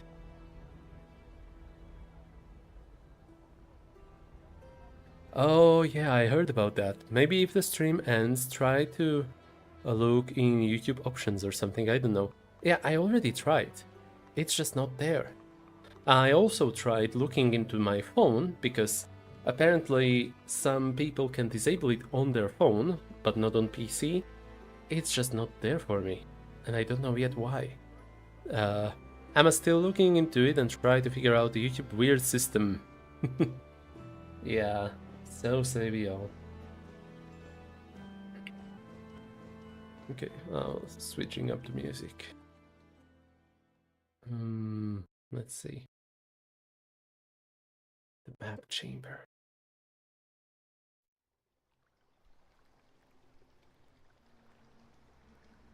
Okay. Any more fantasy worlds? There is the world of Golden Compass. But it's... The thing about Golden Compass is that it's our world with very few changes to it. It doesn't feel like it would make for that interesting of a campaign. I only read the first book of his Dark Materials, so I cannot tell for sure, but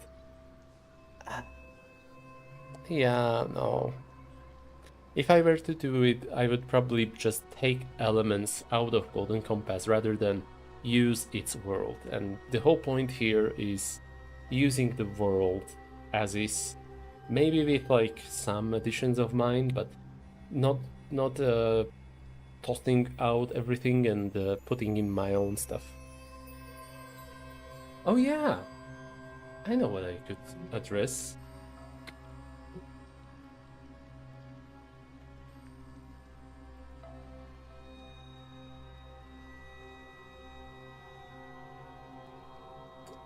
Just gotta find a good picture of it.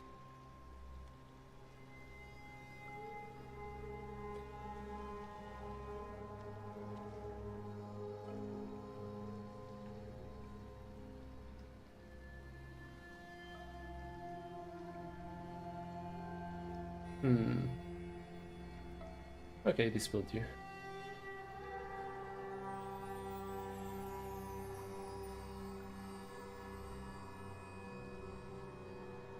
Let's talk about Shrek.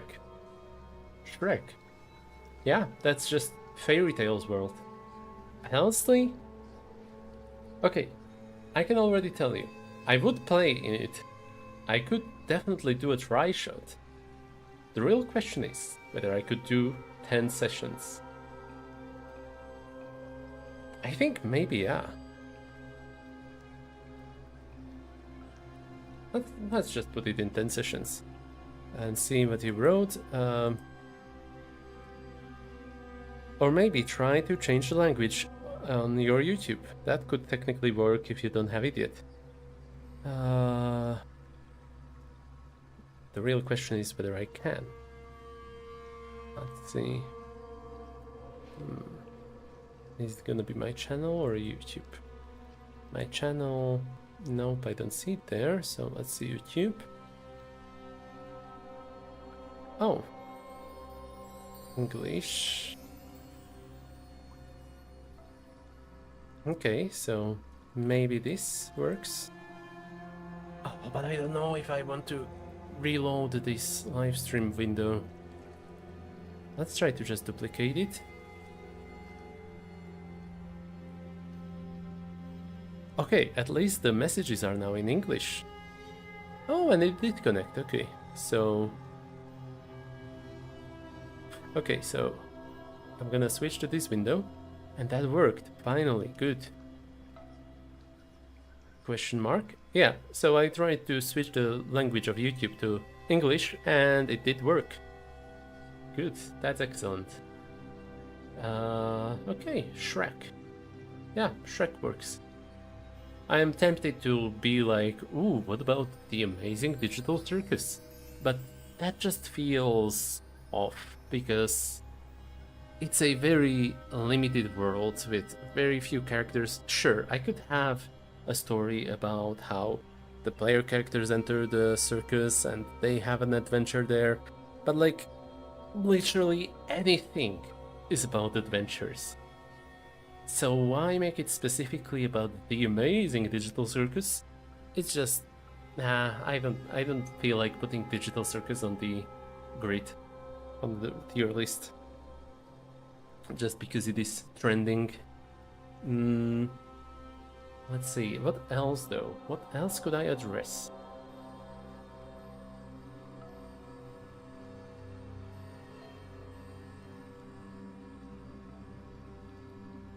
Let's see, like fantasy works of fiction maybe. The Arabian Nights, Le Morte de Arthur, Alice's Adventures in Wonderland, Through the Looking Glass, Five Children and It, Ozma of Oz, Mary Poppins, The Lion, the Witch and the Wardrobe, Palm Wine Drinkard, The Voyage of the Dawn, Treader, Fellowship of the Ring, My Life in the Bush of Ghosts, The Two Towers, The Return of the King, A Hero Born, Once and Future King, James and the Giant Peach, The Phantom Tool Booth, A Wrinkle in Time, The Wandering Unicorn, Dragonflight, The Last Unicorn, Wizard of Earthsea, The Crystal Cave, The Tombs of Atuan, Watership Down, The Dark is Rising, Princess Bride, Duck Everlasting, A Swiftly Tilting Planet, The Bloody Chamber, The BFG, Alana the First Adventure. Okay, let's just skim the titles.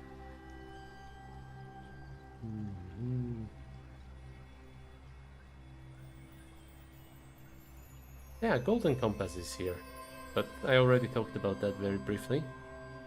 And I think I've said enough on the topic. It just... nah.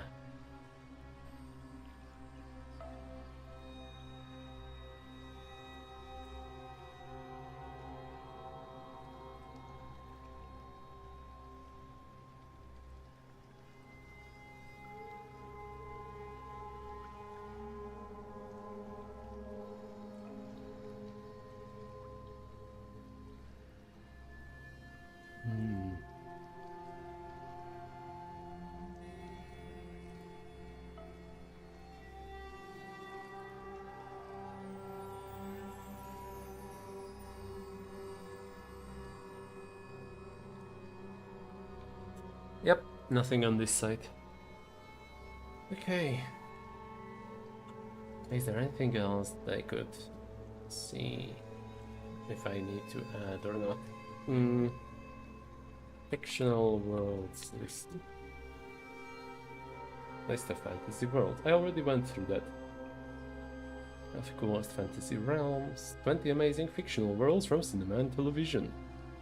The Wizarding World, Harry Potter, Avatar, The Hunger Games. I did not watch Hunger Games. That just flew over my head completely. I never watched Hunger Games. Never felt like it. Westeros, Neverland. Nah, I don't know. Neverland feels to me very similar to Wonderland and Oz. It's just like the world feels too... how do I put it? Underdeveloped beyond the main storyline, which is probably why I mostly picked video game worlds in my list, because in video games you can generally go wherever you want, explore the world beyond the main storyline. In Neverland, you don't get to do that. You only get to see what you get to see. Gotham, Wakanda, Camelot, Narnia, Springfield, Bikini Bottom, Randland, Arrakis, Berk, Asgard, Atlantis. Yeah, okay. I feel like I'm done here.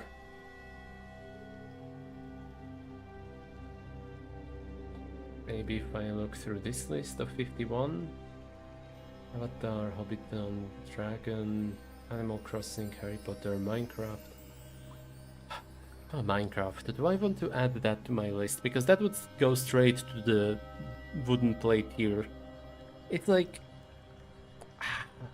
Minecraft is one of those worlds where I feel like, why do it as a TTRPG when there is a video game you can play? Yeah, no, I'm not adding more Minecraft in it.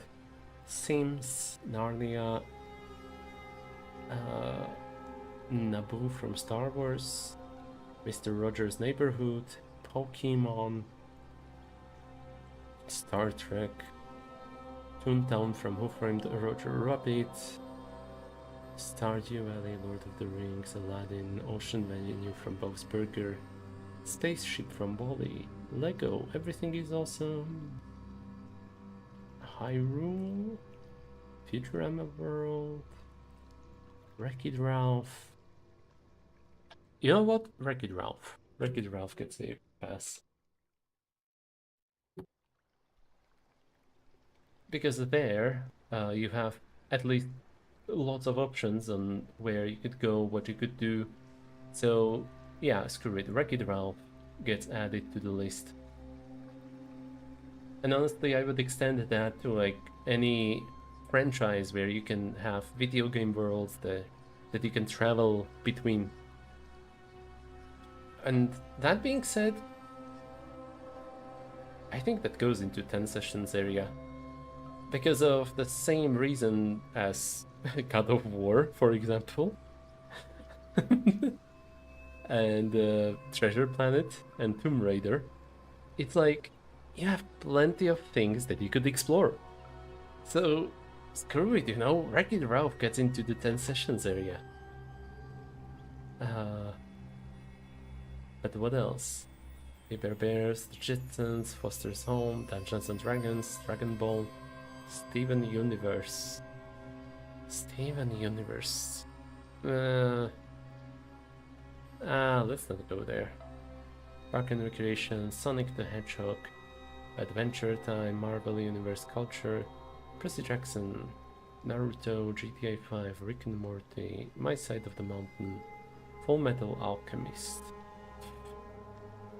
Ooh. Ooh.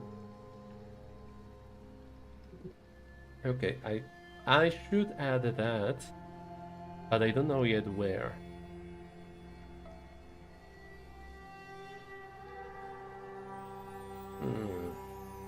Full Metal Alchemist. Full Metal Alchemist. That's a tough one. I'm thinking Full Metal Alchemist could get into the tri-shot area at least. Like, yeah, okay, that's roughly where I would put it. It's not underdeveloped, but at the same time, I don't know if I could keep it interesting for that long. So, hey, let's just keep it safe at tri-shot area. Maybe it could do more, but for now, okay. Moving on, Elder Scrolls. The World of 12 Monkeys, Destinyverse, the Scott Pilgrim universe. Scott Pilgrim is tempting, but I just feel like Scott Pilgrim is more about theming than actual content. Like, it's just about real world with some video gamey descriptions. No, let's not do Scott Pilgrim. Monster Hunter World. I'm not familiar with Monster Hunter. Maybe I should play it someday. JoJo's Bizarre Adventure. Oh, dear lord. Okay, JoJo's Bizarre Adventure. I have to do it now, because I said it.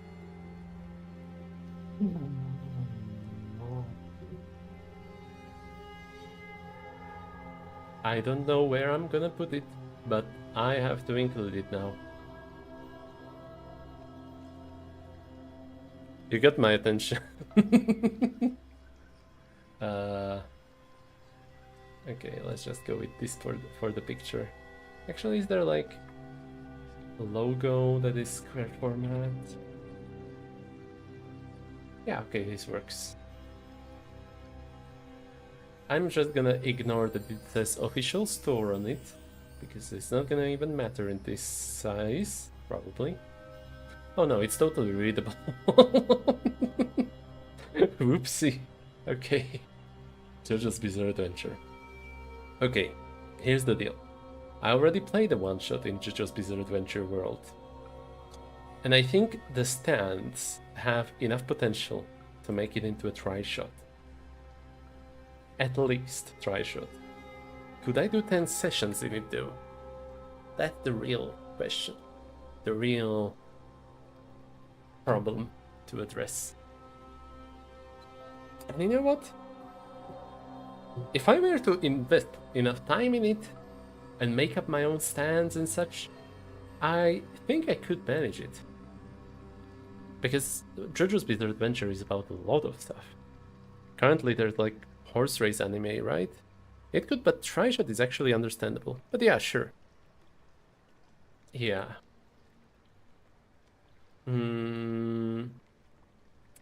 Let's keep it safe. Let's keep it safe at Tryshot, because stretching it out to 10 sessions feels risky.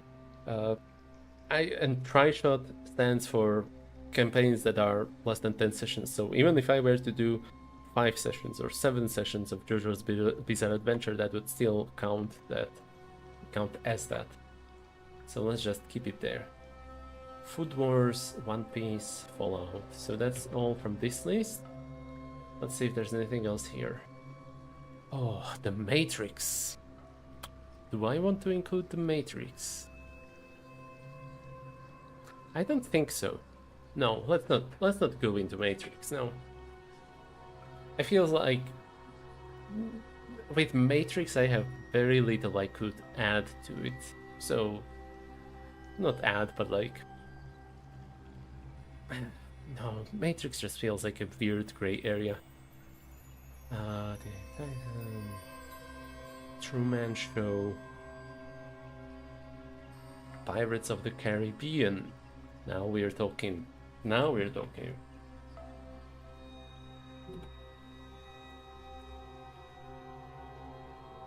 Just gonna find a square image of it. Oh, this one is perfect. Save. And here we go. So, Pirates of the Caribbean. Certainly at least Tryshot. In theory, I could also imagine unlimited campaign. I don't know yet how I would make it work. So, just for the sake of that, I'm gonna put it into 10 sessions for now, at least 10 sessions. Because it's about sailing, it's about adventures, similar to Treasure Planet. And I would say Pirates of the Caribbean also feels somewhat down to earth. Sure, we do have ghost pirates and sea-claimed pirates and skeleton pirates and all sorts of curses and voodoo spells and such, and sea goddess, but overall it's not something people have to deal with every day. So yeah, I think I could manage that. Yeah, Pirates of the Caribbean gets 10 sessions. Moving on. This is in Death Note. No, not gonna do the Death Note or Terminator. Yeah, no, I think I've reached my limit here. Ninjago. I'm not familiar at all. Outside of like advertisements. And that one meme where the old guy goes, green. How? Because I'm old! I might not look it, but I am ancient. By the time Ninjago was out, I was out of it. I grew up. I didn't get to experience that phase. What I did get to experience though are Bionicles. I could probably add those, because Bionicle as an RPG is something I've thought about a lot. Surprising amount of time, considering I never even owned a Bionicle. Do we have like a logo? Yeah, okay. This will do. Actually, no, that. Yeah, this.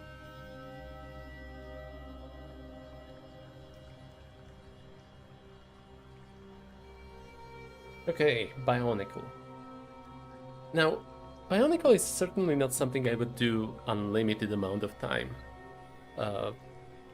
It feels like the world is too underdeveloped for that. 10 sessions also feels like a bit too much. I think Tryshot. I could do Tryshot at best. But not much more than that. And yeah, I think that might be it. Unless I were to come up with something more, I can get behind it. Yeah. Okay, let's just stop the music. And take a step back. Let's see. Is there anything that I'm missing? Anything that I could add? Like, I could, in theory, go over all of the D&D worlds and Magic the Gathering worlds. Let's just go over those really quickly here. Multiverse is not the thing I wanted to view. Campaign settings, that's it. Oh boy, there's so many. Okay, Birthright, unfamiliar. Blackmore, unfamiliar. Conan and Red Sonja, visually familiar. I don't know much about them. I forgot to turn on a different kind of music. Oh, it's raining outside. That's good.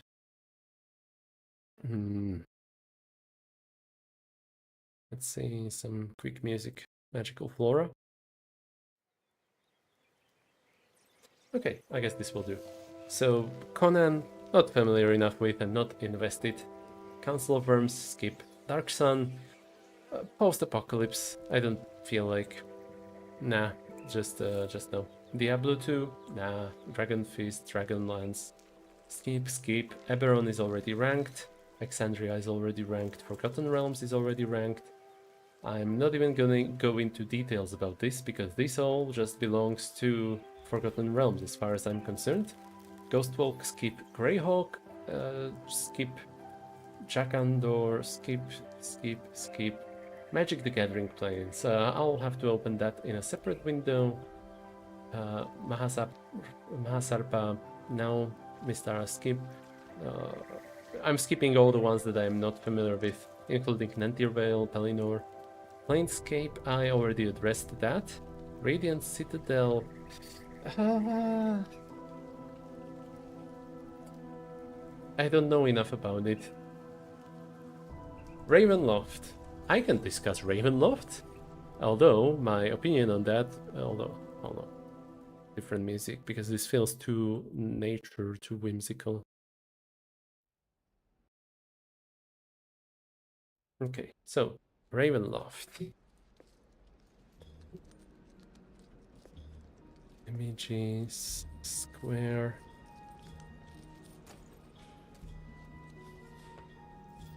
Yeah, okay, I think this will have to do. Actually, let's save image as. Where did I put my list? Oh, right here. Okay, here we go. Ravenloft. I wouldn't play, and there's a funny reason for that. It's because I feel like Ravenloft is just cursed. I never had a good campaign or good session in Ravenloft. Spelljammer, I am currently playing as a player in Spelljammer, but yeah, no, I'm just gonna omit that. And as for the multiverse,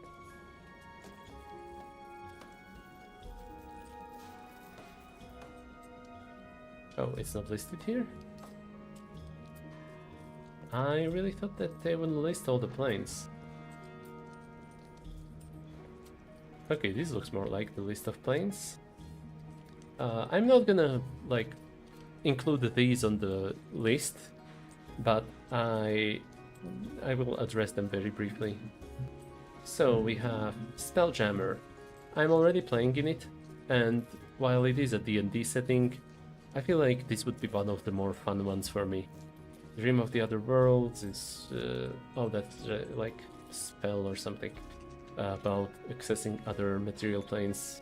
Whatever. Oh, this is travel. Same material plane. Okay. Between different material planes. Shadowfell, that's one option. Or one plane. No, where's a proper list of planes? The Great Wheel.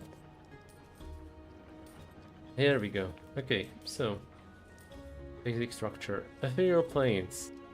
Boring.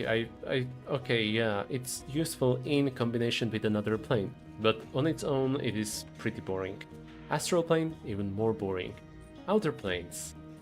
Mechanus, neat. Arcadia, cool. Seven Heavens, Mount Celestia, okay. Twin Paradises, Bytopia, okay. Elysium, Disco Elysium. No, it's different Elysium. Shush. Boring, I would say. Happy Hunting Grounds. Something interesting, at least something compared to the other ones. Olympus, Arvador, Arborea. Okay, getting better. Isgard, good, great even. Limbo, blech, I don't care. Chaos. Pandemonium. Is this the prison one? No, that's lower. Or prisoners. The entire plane was made of passages and caverns. Yeah, I guess it's more interesting than good planes, because on good planes you don't really have to fight something. The Abyss. Too many planes. Just nah. Cercery or Tartarus. Is this the prison plane? Each orb, size of prime material, matriarchal dolls. Okay, whatever, it's okay. Grey Wastes, it's okay. Gehenna, yeah, I don't care. Nine Hells, promising. There's a campaign set in one of them, so that's saying something. Acheron, my favorite, along with Arcadia, but Acheron is where an infinite battle goes on, so cool already. Opposition Outlands. Meh, you know, it's like middle of road. Elemental planes. Air, okay. Fire, yeah, okay, just all of them are okay.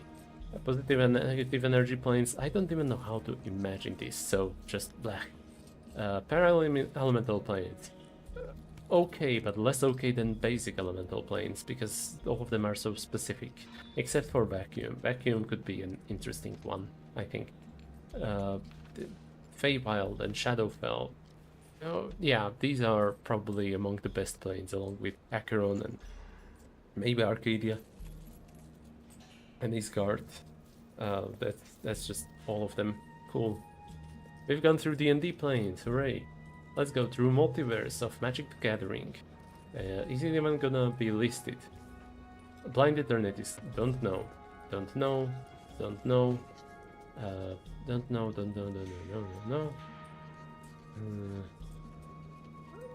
Okay, actually these are names of worlds, probably, or events?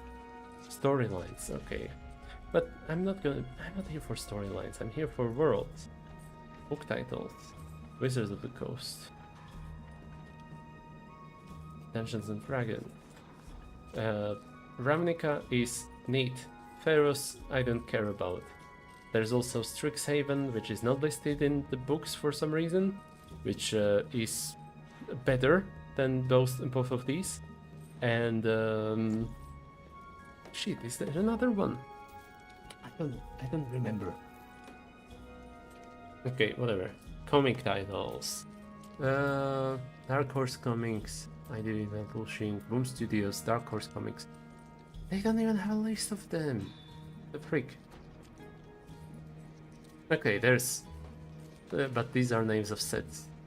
Okay, whatever. Let's just see what pops out to me. Mirrodin sounds familiar, but I don't know anything about it.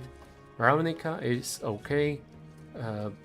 Lorvin is probably okay. I don't remember much about it. Innistrad is like Ravenloft, so make of that what you will. Pharos, I already said, I think it's worse than Ravnica, but that's just my taste. Kaladesh is probably one of my favorite ones, I would say. I was about to say my favorite, but there is one that I like more. Amonkhet, Ixalan, Dominaria, Ravnica, Spark, Throne of Eldraine. That's probably the fairy tale one, right? So I think that's okay. Pharos, Ikoria, Zendikar, Kaldheim, Adventures in Forgotten Realms, Kamigawa Neon Dynasty. That's probably my favorite, along with New Capenna. As for the rest, I generally don't care. Yeah, okay, so Throne of Eldraine. Is there gonna be any picture? No. Eldraine. Oh. Oh, okay, my chats disappeared for some reason for a moment there. Okay. Eldraine. Oh yeah, that's the fairy tale one. Yeah, I would rank that probably on the same level as Shrek, because it's pretty much that to me. I'm not keen on Magic the Gathering, so it's just like, oh, fairy tale land. Yeah, gets a pass. Kamigawa, Neon Dynasty. I'll look into that later, because New Capenna has to be addressed first. And for that, I will actually put that as the single one Magic the Gathering plane into my list. And I will say New Capenna, just based on the fact that it's something different. It's like Art Deco, gangsters and such. I think it has potential. So I am willing to accept that, and probably even Strixhaven over all the other ones. Question is just how much. And I think in New Capenna I could do a try shot, as well as in Strixhaven, so let's just... Strixhaven... Any good picture of it? Represent it?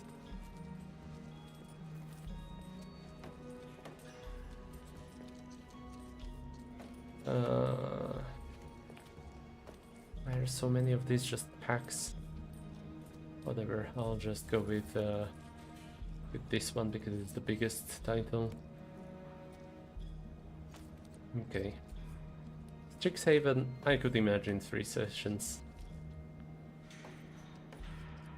Finally, there's Kamigawa Neon Dynasty, which I don't know anything about Kamigawa itself. It's probably like Asia inspired, but cyberpunk. With Neon Dynasty, it's pushed to the future. And I think that just looks sick. I'm not going to include it in my list, just so you know, but yeah, I like it when a fantasy world gets upgraded into cyberpunk. That's just all I have to say here. It's a cool look. This picture specifically almost made me consider including it, but yeah, let's not. And I think that's it. That's good enough for a full listing of the worlds. Exhaustive even, if I do say so myself. It's already past midnight here. Holy moly. Okay. Yeah, I think I'm satisfied with this. I'm gonna repost this to my server. And tier list, final fictional worlds. Okay, it was fun. Yeah. I'm gonna close the questions. And yeah, thank you for watching. I hope you've had a lovely time, at least as lovely as I did. And we will see each other sometime, hopefully soon. Maybe next time I could play a video game. I'm not quite sure yet what exactly I will do. Bye bye.